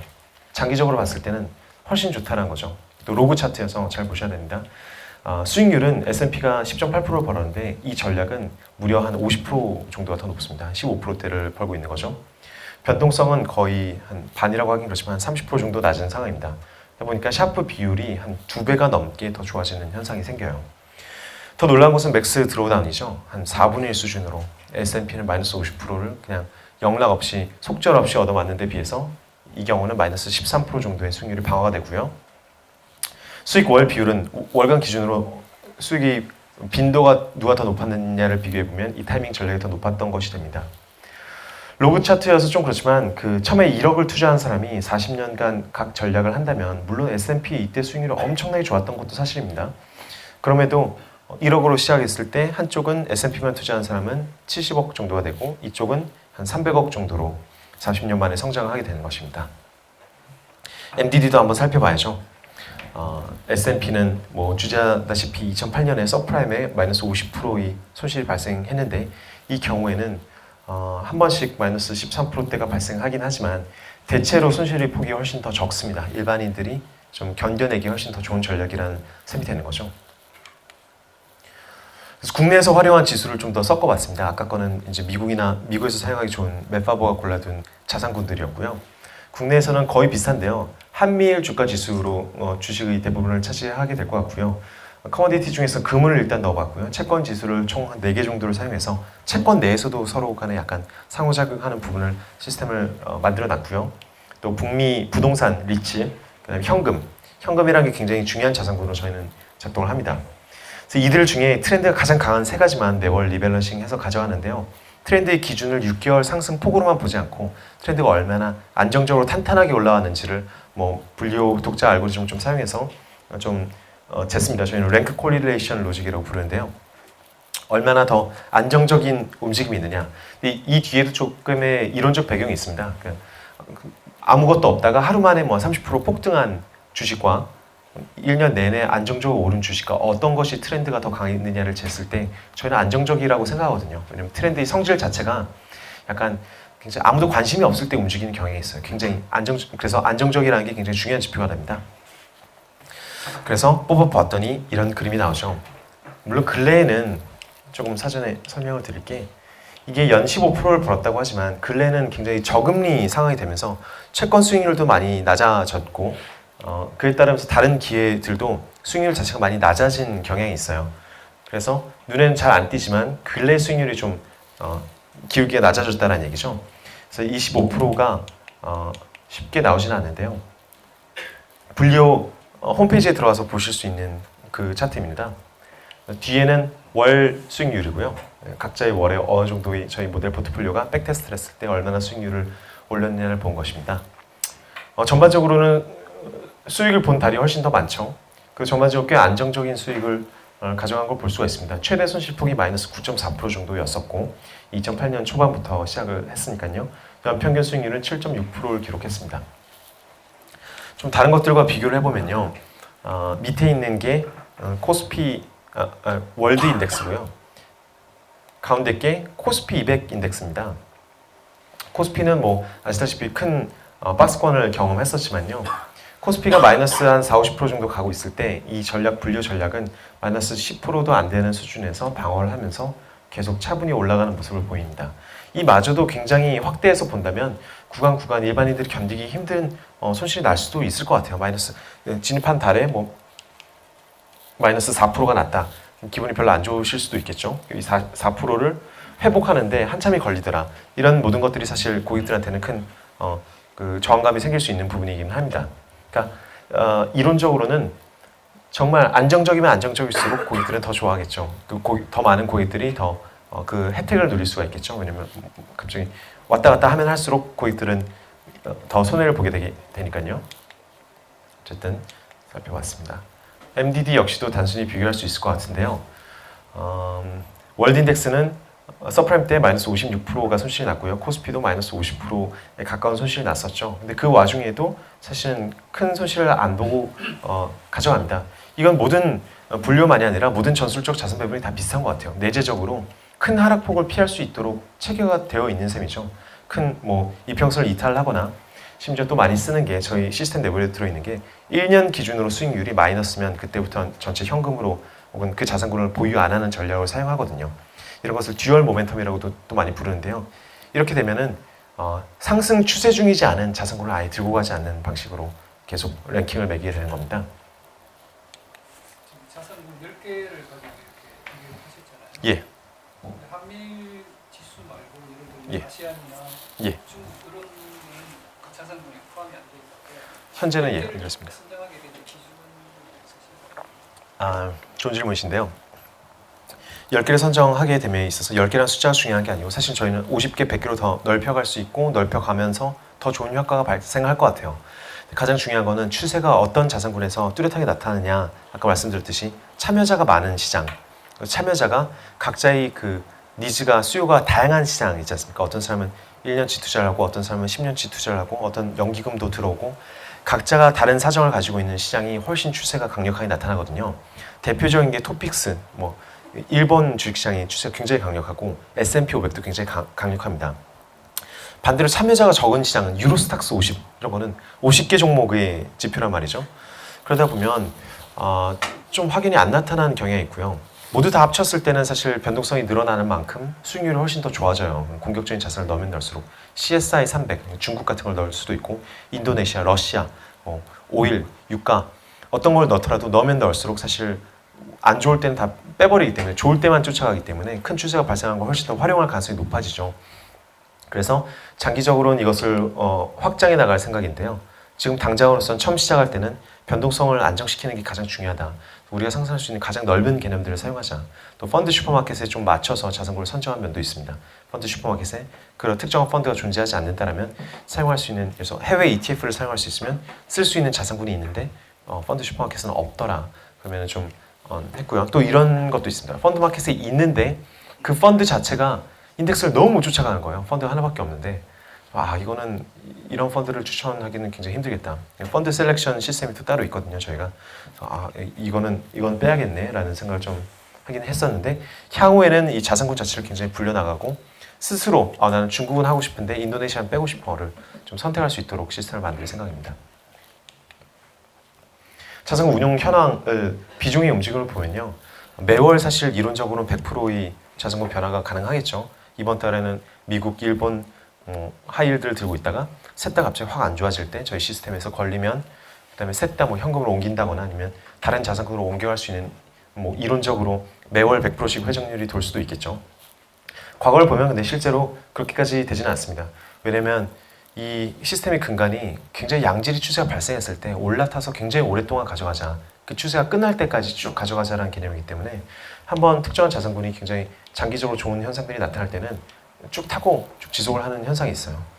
그래서 그무조건 뭐 미국이 10년간 오른다. 그러면 10년 동안 미국 펀드를 가지고 있는 게 목표고요. 좀 올랐다고 팔거나 뭐 그런 식으로 자기적으로 해석하지 않는 것이 저희 굉장히 중요한 숙제이기 때문에 이런 모습이 나타나게 됩니다. 연간 수익률도 좀 보겠습니다. 복리로 계산을 해본 거죠. 2008년에는 이때 3월 30일부터 시작했는데 연말까지, 이때는 1월 1일부터 연말까지를 하나씩 계산을 해보면요. 코스피는 연말에 마이너스 32%가 나고 있는 상황인데 마이너스 3% 정도로 방어를 했고요. 그 다음에 46% 정도가 상승하는데 이건 물론 복리로 계산해보면 두 개를 합쳤다고 플러스 14%가 되는 건 아니겠죠. 거의 뭐 본전 수준으로 올라올 때 저희는 플러스가 났고 양해를 합치면 플러스가 나고 특히 2011년, 12년, 13년, 14년 내내 코스피보다 훨씬 더 좋은 모습을 보입니다. 2016년에 오히려 코스피보다 좀 마이너스가 났습니다. 코스피 200 기준인데요. 특히 코스피 200이 연말에 좀 대형주 위주로 많이 올라서 그런 게 아닐까 싶기도 하고요. 근데 이런 것들이 빈번히 발생하는 현상일 것 같아요. 다만 코스피가 됐던 세계 시장이 됐던 단순 자산 배분을 하고 있을 때 한 시장이 폭락하면 그런 포트폴리오는 그 폭락을 다 얻어맞을 수밖에 없는데 어떤 시장이라도 폭락하면 분류는 그보다 훨씬 더 좋을 것이다. 또 어떤 시장이라도 추세적인 폭등을 하기 시작하면 분류는 그걸 반드시 따라갈 것이다라는 점을 생각해 주시면 될 것 같습니다. 연도별 최대 손실폭은 뭐 비교할 바가 아닌 것 같습니다. 분류 기준으로는 이 구간 동안에는 그러니까 1월 1일자에 시작해서 연중 경험해야 되는 최악의 상황은 한 마이너스 5% 정도가 최고고요. 나머지들은 뭐 보시다시피 매년 최소한 마이너스 10% 정도를 경험할 가능성이 두드러지게 있습니다. 저희 발표는 여기까지로 하고요. 바로 이어서 질문을 좀 받도록 하겠습니다. 혹시 이 내용에 대해서 저희 해외 쪽을 투자하면 예. 예. 환율로 됩니다. 환율은 지금 펀드로 들어와서 다 해지된 상품들입니다. 수수료가 적용이 된 수수료가 저희가 이제 펀드 슈퍼마켓 수수료가 저렴해서 ETF로 하는 것과 거의 별 차이가 없다라고 느끼고 계산을 해보면 느끼고 있습니다. 그래서 알고리즘 전체로 봤을 때는 연간 수수료가 한 1% 정도 맥스 발생할 수 있지 않을까로 보고 있습니다. 예. 계속 홀드를 할지 아니면 뭐 이렇게 리밸런싱을 하는 게 예. 한 달에 한 번씩 업데이트를 하는 건가요? 그대로 갑니다. 네, 맞습니다. 네, 맞습니다. 이게 되게 생소한 개념인데요. 기존의 PB님들도 고객한테 뭔가 투자 얘기하고 나면 본능적으로 3, 4개월 후에 한번 뭐 빠진 거에 대한 말씀을 잘 못 드리고 한 5% 오른 게 있으면 팔자 이렇게 리밸런싱 말씀을 잘 드리는데 사실 주기적으로 리밸런싱을 한다는 개념 자체가 굉장히 특히 조금씩 2%, 3% 조정하는 게 아니라 갑자기 뭐 포트폴리오를 매월 다 바꾸는 걸 계속 반복하자. 특히 손실이 난 펀드들이 될 가능성이 높죠. 손실이 났을 때 새로운 기회에 또 도전해보자 하는 게 전반적으로 굉장히 생소한 개념입니다. 금융업권 내에서도 굉장히 생소하고요. 그러면 예. 판매 수수료 이런 비용이 발생하지 않나요? 비용이 발생할 수 있는데 펀드 중에 저희가 지금 권해드리고 있는 펀드들은 환매 수수료가 최저 혹은 현재로서는 환매 수수료가 하나도 없는 펀드들 위주로 했고요. 환매 수수료가 전반적으로 없어진 추이이긴 합니다. 그래서 점점 펀드의 선택폭이 넓어지리라는 기대는 하고 있습니다. 네.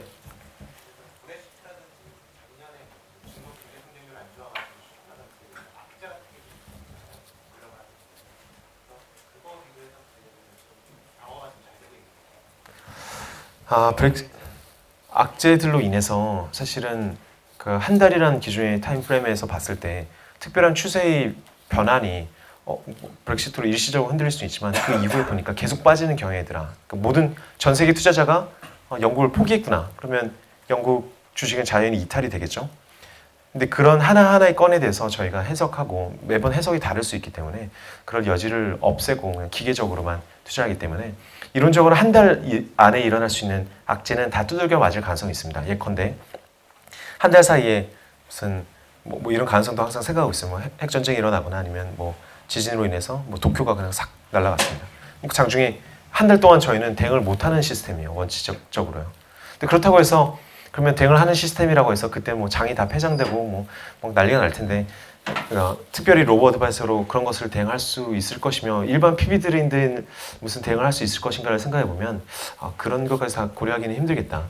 그 장기를 항상 봐야 되기 때문에 장기적으로 돈이 몰리는 곳에 일정 이상 계속 몰리는 현상을 이용한다면 뭐 100년, 130년, AQR에서는 130년치 데이터로 테스트를 하거든요. 130년에 걸쳐서 모든 이슈들이 오고 가는데도 상관없이 계속 지속되는 현상이라는 것이니까요. 또한 한 달이라는 텀이 어떤 의미가 있는 거예요? 왜한 달입니까? 한 달이라는 게 사실 저희도 만들다 보니까 일주일, 2주일 간격으로 약간 이름 상품을 만들어줄 수 없냐라는 얘기도 많이 들어서 좀 해보면 2주치는 좀 그 거래 비용 문제가 오히려 좀 부각될 것 같고요. 펀드의 경우는 한 달만 해도 조금 빠르다는 생각이 들어요. 2달에 한 번이면 더 좋겠다는 또 얘기도 많이 듣습니다. 근데 한 달 정도가 됐을 때 그 방어력이 극대화되고 비용은 생각만큼 오르지 않는 적당한 구간이 아닌지 좀 생각이 됩니다. 왜냐면 서프라임 같은 게 발생하면 거의 한 4, 5개월에 걸쳐서 이게 위기가 형성이 되어 가고 있거든요. 한 달 정도면 한두 달 안에 그거를 캐치를 해가지고 이 시스템 자체가 그 안에 어떤 이평선을 다 뚫고 내려오고 막 1년 기준 마이너스가 되면서 다 이탈할 기회가 충분히 되는데 만약에 3개월 혹은 6개월 정도의 기간을 주게 되면 6개월 안에 그냥 전 세계 시장이 다 붕괴해버릴 수 있거든요. 대응의 여지가 한 달 정도가 적정하지 않은가. 또 저희가 대중 서비스다 보니까 대중들이 일반적으로 좀 기억하기 쉬운 타임프레임. 만약에 저희가 매달 한 달이 아니라 어떤 달에 20일, 어떤 달은 40일 이렇게 약간 유기적으로 한다면 백테스트하고 이런 걸 하기가 더 힘들겠지만 더 유리할 수도 있습니다. 그러니까 여진 항상 남겨져 있죠. 일반적으로 근데 저희 서비스를 활용하신 분들이 그냥 매월 현재로서는 말일이죠.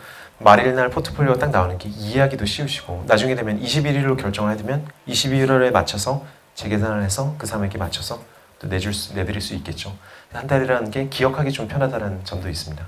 그럼 한 달에 한 번씩 5개 자산 예. 3개인가요? 5개? 자산 주요 위험 자산군은 3개고요. 현금성 자산을 이제 2개 정도의 펀드로 나누고 있습니다. 예. 개인별로 이 비중을 자기가 인위적으로 이렇게 여기는 좀더 아니면 적게 하고 이렇게 하셔도 돼요. 하셔도 됩니다.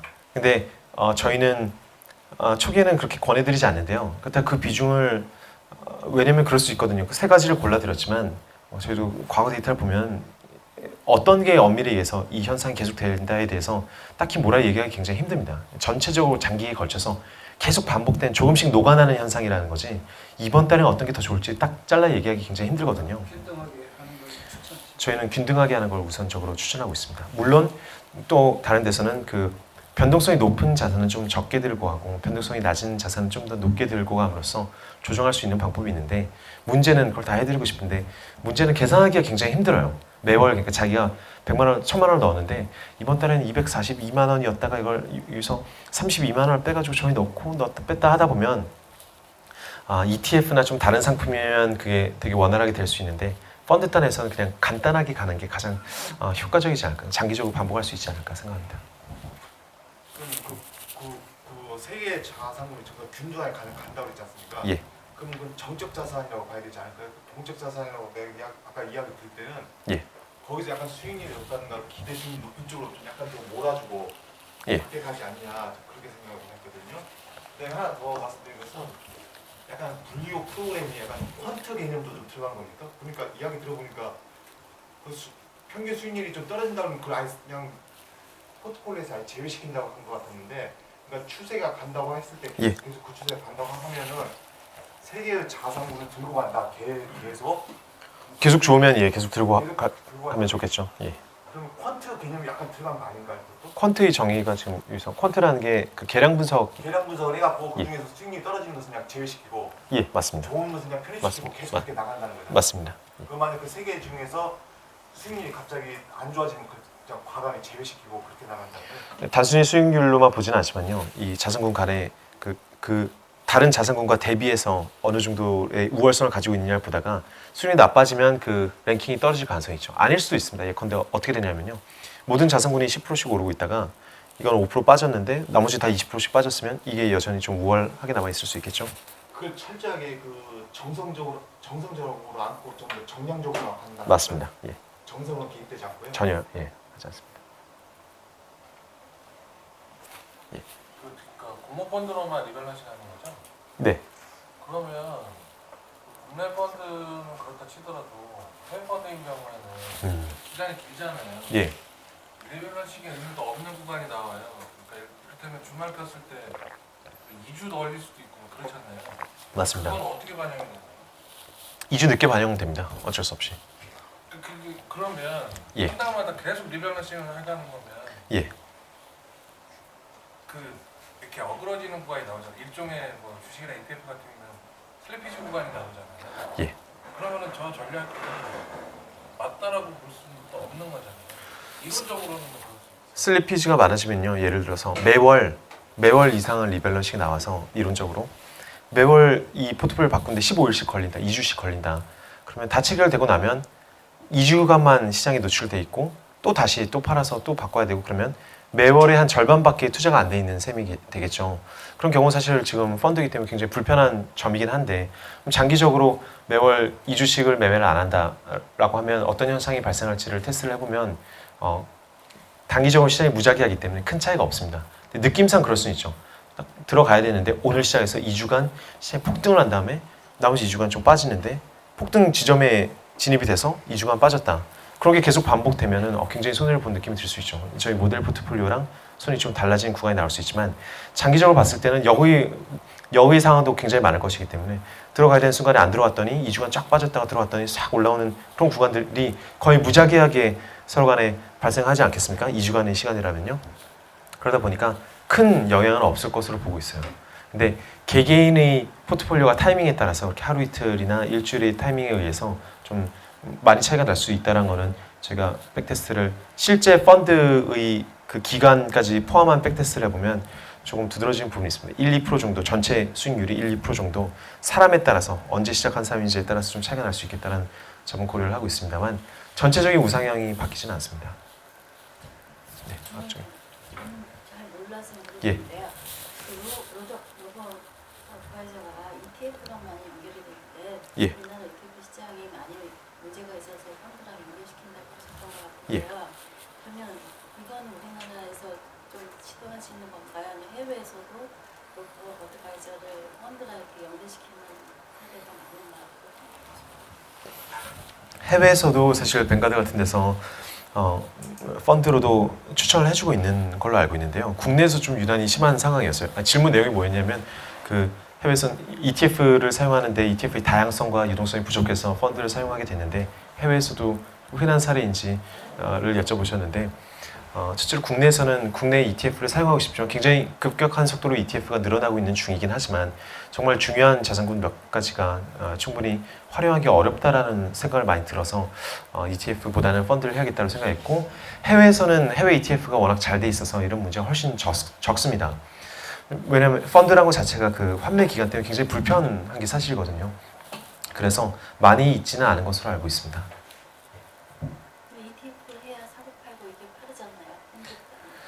빠르잖아요. 사고 팔기가 편한 부분은 분명히 ETF의 장점이고요. 또 한편으로는 저희가 2년 전에 ETF로 비슷한 그 정적 자산 배분 모델을 만들었었는데 사람들이 많이 느끼시는 게 요새는 좀 많이 달라졌습니다만 증권사 HCS로 접속하기 싫으시다는 거예요. 그러니까 은행을 주로 활용하시는 고객들은 우리는 뭐 증권맨이랑 안 놀아 막 이런 게 좀 있으셔서 ETF를 체결을 하고 나면 또 그 호가가 움직인 걸 보면 사람인 이상 약간 흥분하게 되고 자산관리 개념으로 접근하기보다는 매일매일 호가 보면서 손익 보면서 약간 트레이딩을 하고 싶은 욕구가 생기고 그래서 이게 자산관리 장기 자산관리 개념이랑 좀 안 맞을 수 있겠구나 ETF랑 약간 당장은 그런 생각이 좀 들었는데 저희도 연초에 이제 ETF형 모델을 출시를 할 예정이긴 합니다. 왜냐면 결과적으로는 ETF로 가야 얻을 수 있는 어떤 유동성이라거나 그런 점들이 있어서 계속 고민을 하고 있는데 현재로서는 펀드를 하시는 분들이 훨씬 많으시거든요.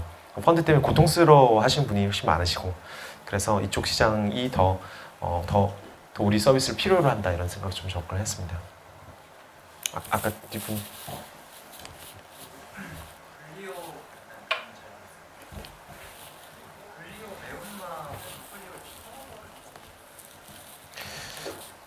저희가 그 회전율을 말씀하신 거죠. 연간 회전율을 계산을 해보면요. 한 300%, 200에서 300% 정도 나옵니다. 구간마다 다르겠죠. 예.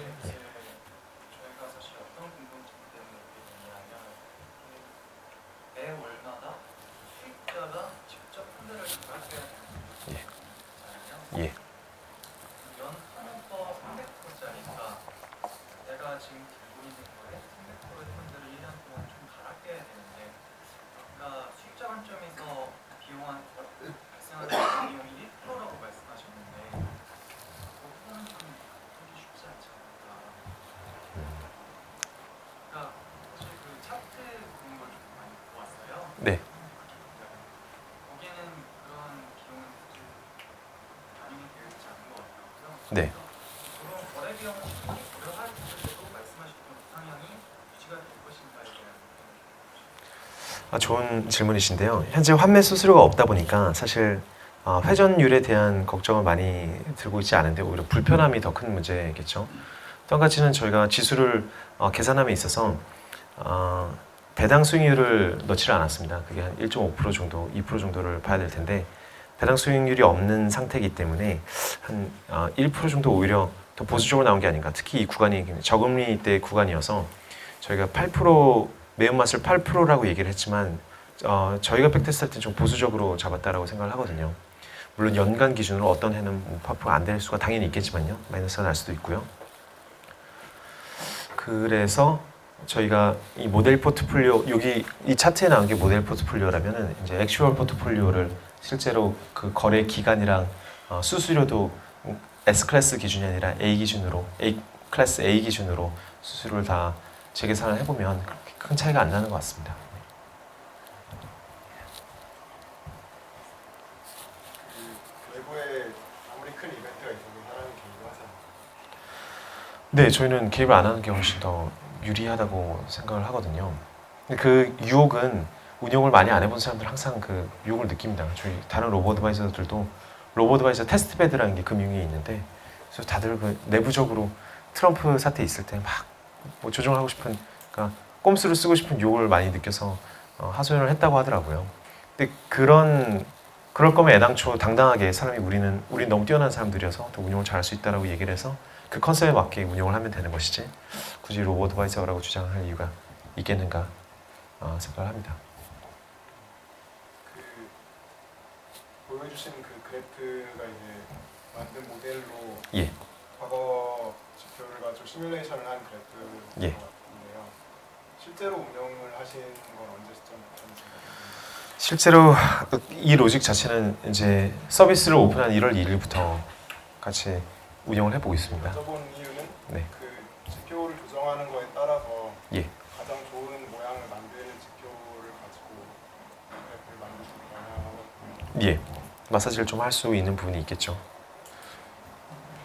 근데 그러려면 물론 저희가 생각하는 게 좀 반영돼 있을 가능성이 있어요, 그죠? 시작 시점을 기준으로요.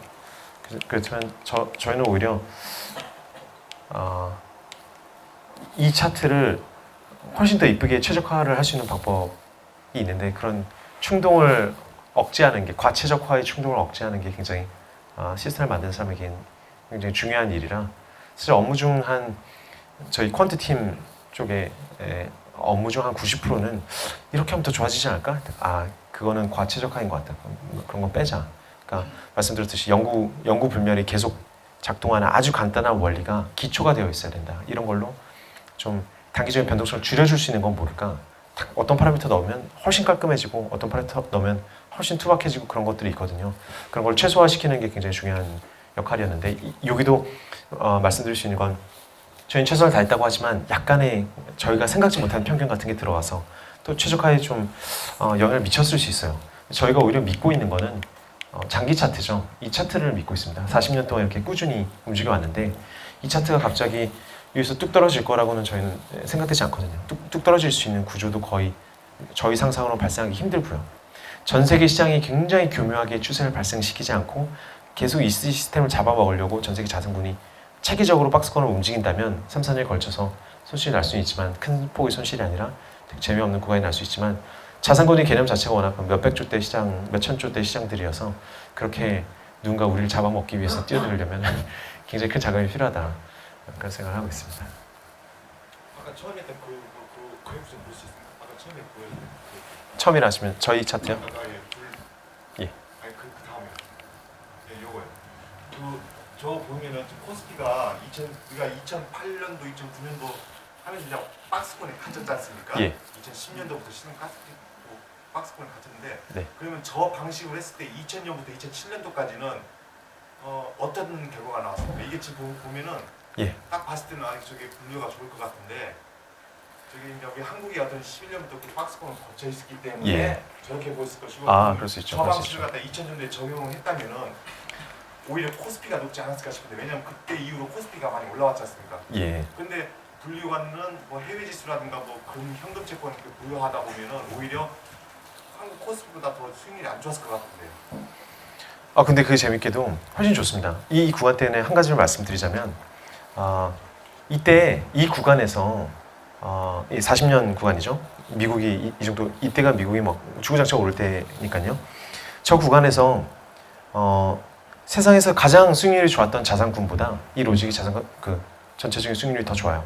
왜냐면 좋은 구간을 쫓아가니까. 저희는 사실 2006년부터 그 모든 시스템 트레이딩 만드는 사람들이 비쌀 겁니다. 2006년부터 자료를 쓰고 싶은 충동이 있거든요.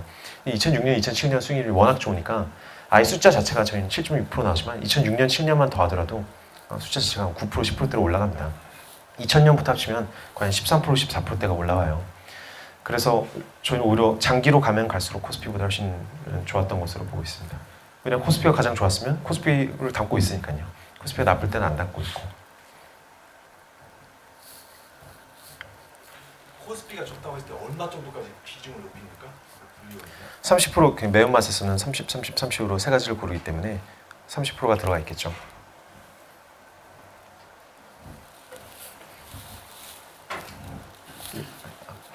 향후 뭐 추가할 만한 알고리즘이나 예를 들어서 요즘에 그 머신러닝이나 이런 쪽으로 네. 활용하면은 더 효율적으로 데이터를 분석할 수 있는 가능성이 많아졌는데 예.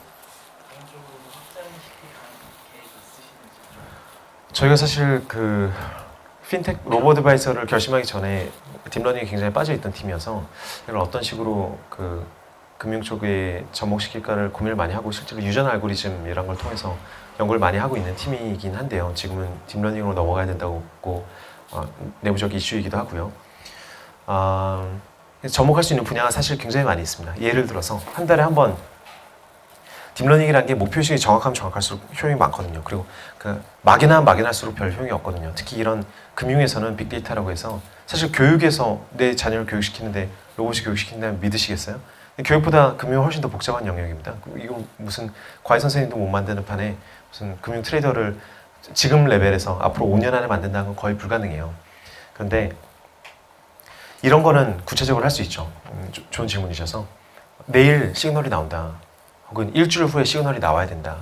리밸런싱 레시피가 나와야 되는데 일주일 안에 지금까지 시장의 움직임들을 봐서 그 레시피가 뭐가 될 가능성이 가장 높으냐. 그렇다면 일주일 안에 이래서 저희가 직접 상품을 운용을 한다면 이걸 일주일 후에 바꾸는 게 좋으냐 아니면 일주일 안에 특정한 타이밍에 바꾸는 게 좋으냐 같은 거를 머신러닝을 하면 할수록 사실은 좀 혜택이 되는 부분일 거라고 생각을 하고 있습니다. 목적의식이 굉장히 분명하면 되게 쉽게 만들어낼 수 있을 거라고 생각하거든요. 쉽다라는 걸 뭐 한 4명에서 6개월 정도만 하면 되지 않겠는가 정도. 제가 이런 질문을 왜 드리냐면 예. 아까 이제 일반인들이 이해하기 쉬운 알고리즘 예. 그거를 사용하는 거랑 또 머신러닝은 딥러닝이 사실 금융 쪽에는 좀 어려움이 많이 예. 있긴 한데요. 그래도 그걸 사용하는 거 이게 두 개가 상충되잖아요. 예. 이해하기가 좀 예. 어려우니까요. 예. 그런 것 때문에 혹시 일부러 지금 사용을 안 하신 건지 아니면 맞습니다. 굉장히 중요하신 말씀인데요. 딥러닝을 하게 되면 딥러닝의 성격 자체가 인공지능의 성격 자체가 블랙박스예요. 우리 뭐 대단한 거 있는데 우리도 잘 이해 못하겠고 되게 좋다라. 당신들도 믿어라. 블랙박스 님이시다라는 건데 요새는 오히려 구글 같은 데서는 그런 얘기를 많이 하거든요. 글래스박스 팀이 있어요. 장치를 만들어 놓고 이걸 투명하게 이 안에서 도대체 어떤 과정이 이루어지고 있는지를 우리가 이해하자. 이해하지 못한 것은 활용할 수 없다. 그래서 저희도 글래스박스라는 표현을 굉장히 좋아하는데 이거는 뭐 신 같은 기계한테 맡기느니 왜냐면 너무나 훌륭한 학계의 논문들이 많고 트레이더들이 활용할 수 있는 방법론들이 있고 우리가 이해할 수 있는 원리들이 있는데 그걸 잘 추스려서 고객한테 제대로 전달해 주는 게 훨씬 좋지 잘 알지도 못하는 금융도 잘 모르고 그런 친구들이 갑자기 막 프로그램 돌려가지고 뭔가 찾아냈다고 주장하면 그게 어떻게 상대방의 어떤 소통이 되겠습니까? 잘 할 수 있을 것 같지만 아직까지는 최대한 그런 걸 제외하고 이걸 설득하고 있는 중입니다. 아까 뒤에 예. 제가 이야기하는 시스템이 추세 추종 6개월 하고요. 조직이 네. 10개월 이평선 그거 말씀하신 것 같고 그다음 절대 모멘텀으로 12개월에서 0 나오면 이제 팔고 이렇게 하셔가지고 크게 주식형 3개랑 채권형 2개라고 말씀하신 걸 이해했는데요. 예. 전에 백테스팅 하신 결과에서 혹시 올 채권형이라든가 올 현금 이런 식으로 결과 나온 적도 있나요? 네, 있습니다. 앞으로 그렇게 될 가능성도 꽤 있다고 생각해요. 그리고 제가 이해한 게 맞는지도 궁금합니다. 예, 맞습니다. 좀 이 모멘텀 그 전략을 말씀해 주셨는데 절대 모멘텀이 들어가 있고 듀얼 모멘텀이라고 하죠. 이평선 위에 있을 것 그리고 1년 기준으로 12개월 기준으로 0% 이상이 있을 것. 그 12개월을 쓸지 1, 2, 3, 4, 5, 6, 7, 8 평균을 쓸지 여러 가지 얘기가 있지만 임의적으로 저희는 현재로서는 12개월짜리를 남들처럼 쓰고 있는 상황이고요. 그 두 가지가 필터로 기본적으로 만족하지 않으면 아예 자산구조로 성립을 안 시키고요. 그 다음에 여기 하얗게 보이는 부분이 CD 인덱스 부분입니다. 2008년경에는 CD 인덱스를 거의 대부분 가져가는 형태를 취하고 있고 이쪽도 마찬가지죠. 이쪽도 의외로 갑자기 그 작년, 재작년쯤에 확 현금으로 가져가는 상황이 발생을 했었어요. 그러니까 충분히 있을 수 있는 일이죠. 이런 부분에 대해서 또 고객들이 봤을 때 어떤 느낌을 받을지 갑자기 펀드 투자하는 애들이 다 현금 들고 있으라고 하면 그걸 신뢰하기까지 조금 문제가 있을 수 있겠다라는 우려는 듭니다만 해봐야 알겠죠. 그럼 만약에 분리료를 2007년도에 예. 실행을 했다면은 네. 그때 학생 너무 강세장이었잖아요. 예. 모든 그 진수가 예. 강세장인데 예. 그때 당시에는 그런 막그 주식이라든가 막 그런 걸 분명히 보유하라고 그렇게 아마 신호가 나왔을 그럼요. 텐데 예. 그때 이제 급락장 나왔을 때 분리료도 피할 수는 없죠. 다 피해진 거죠 이때. 현금으로 싹 가져와서 다 피해진 거죠. 그때 당시 2007년도 말에 막 현금으로 가져가라고 그런 신호가 왔었나요? 아, 이 테스트는 사실 그 일부러 현존하는 펀드를 사용하다 보니까 몇몇 인덱스가 이전 인덱스가 없어서 굳이 가장 현실적인 걸 사용하긴 했는데 2007년에는 제 기억으로 모두가 상승장에서 약간 끝에 변동성이 늘어난 거여서 크게 이탈 신호는 안 나왔던 것 같습니다.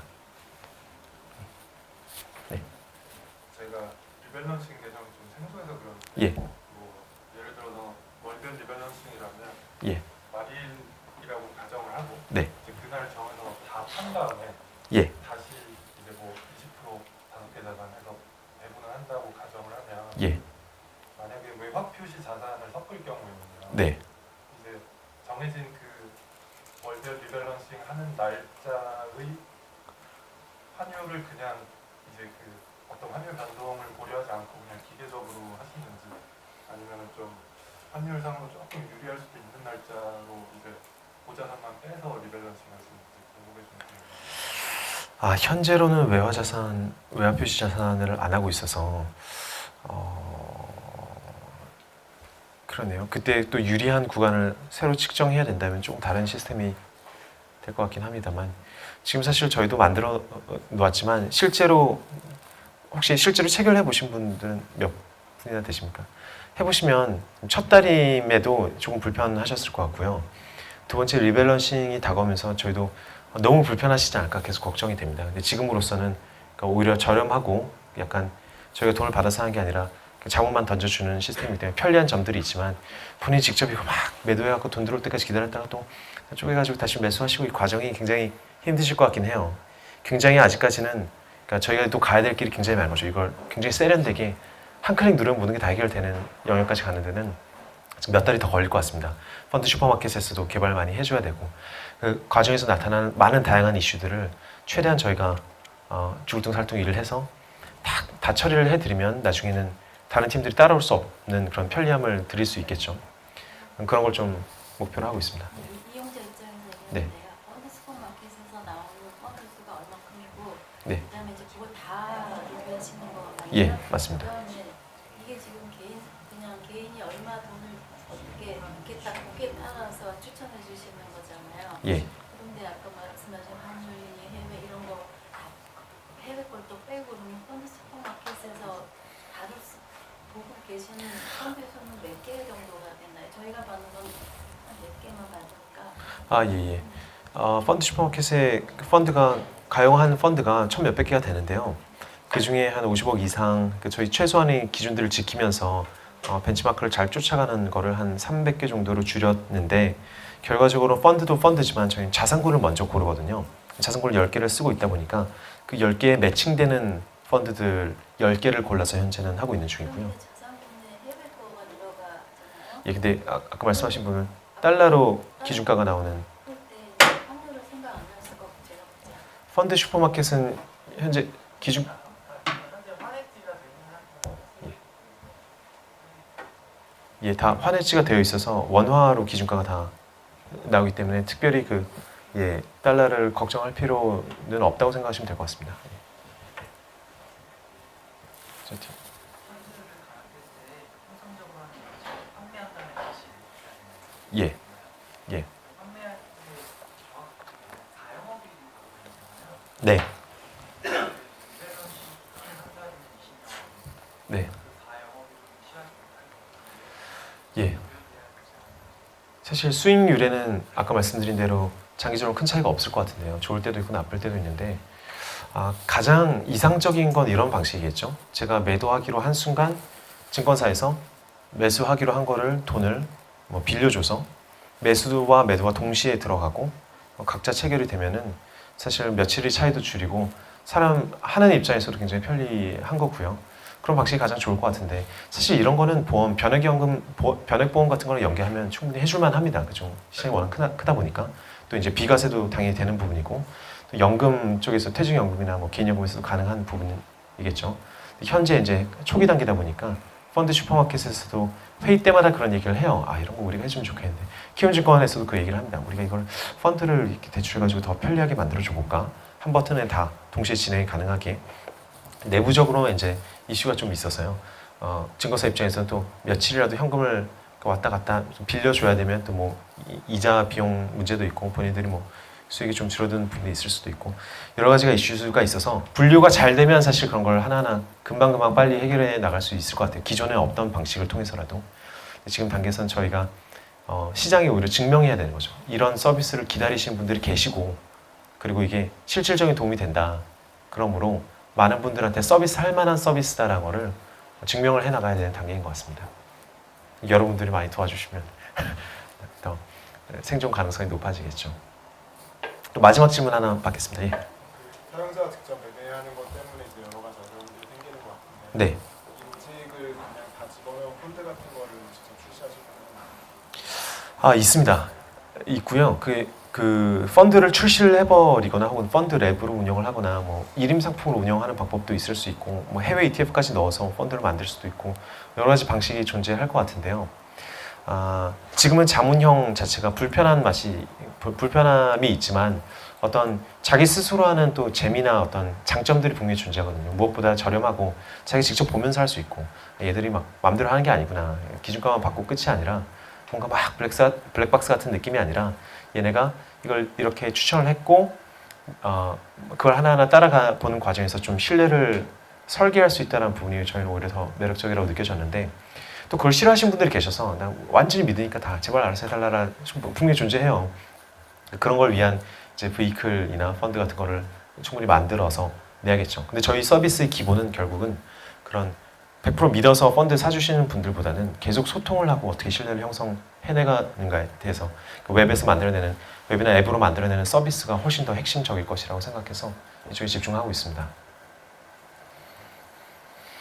네, 긴 시간 들어주셔서 감사하고요. 혹시 더 궁금하신 거 있으면 저희 분리오 쪽으로 메일을 보내주시면 저희 그 메일 답변하는 게 거의 세계 최고 수준의 커스터머 서비스를 자랑하고 있으니까 편하게 연락 주십시오. 감사합니다.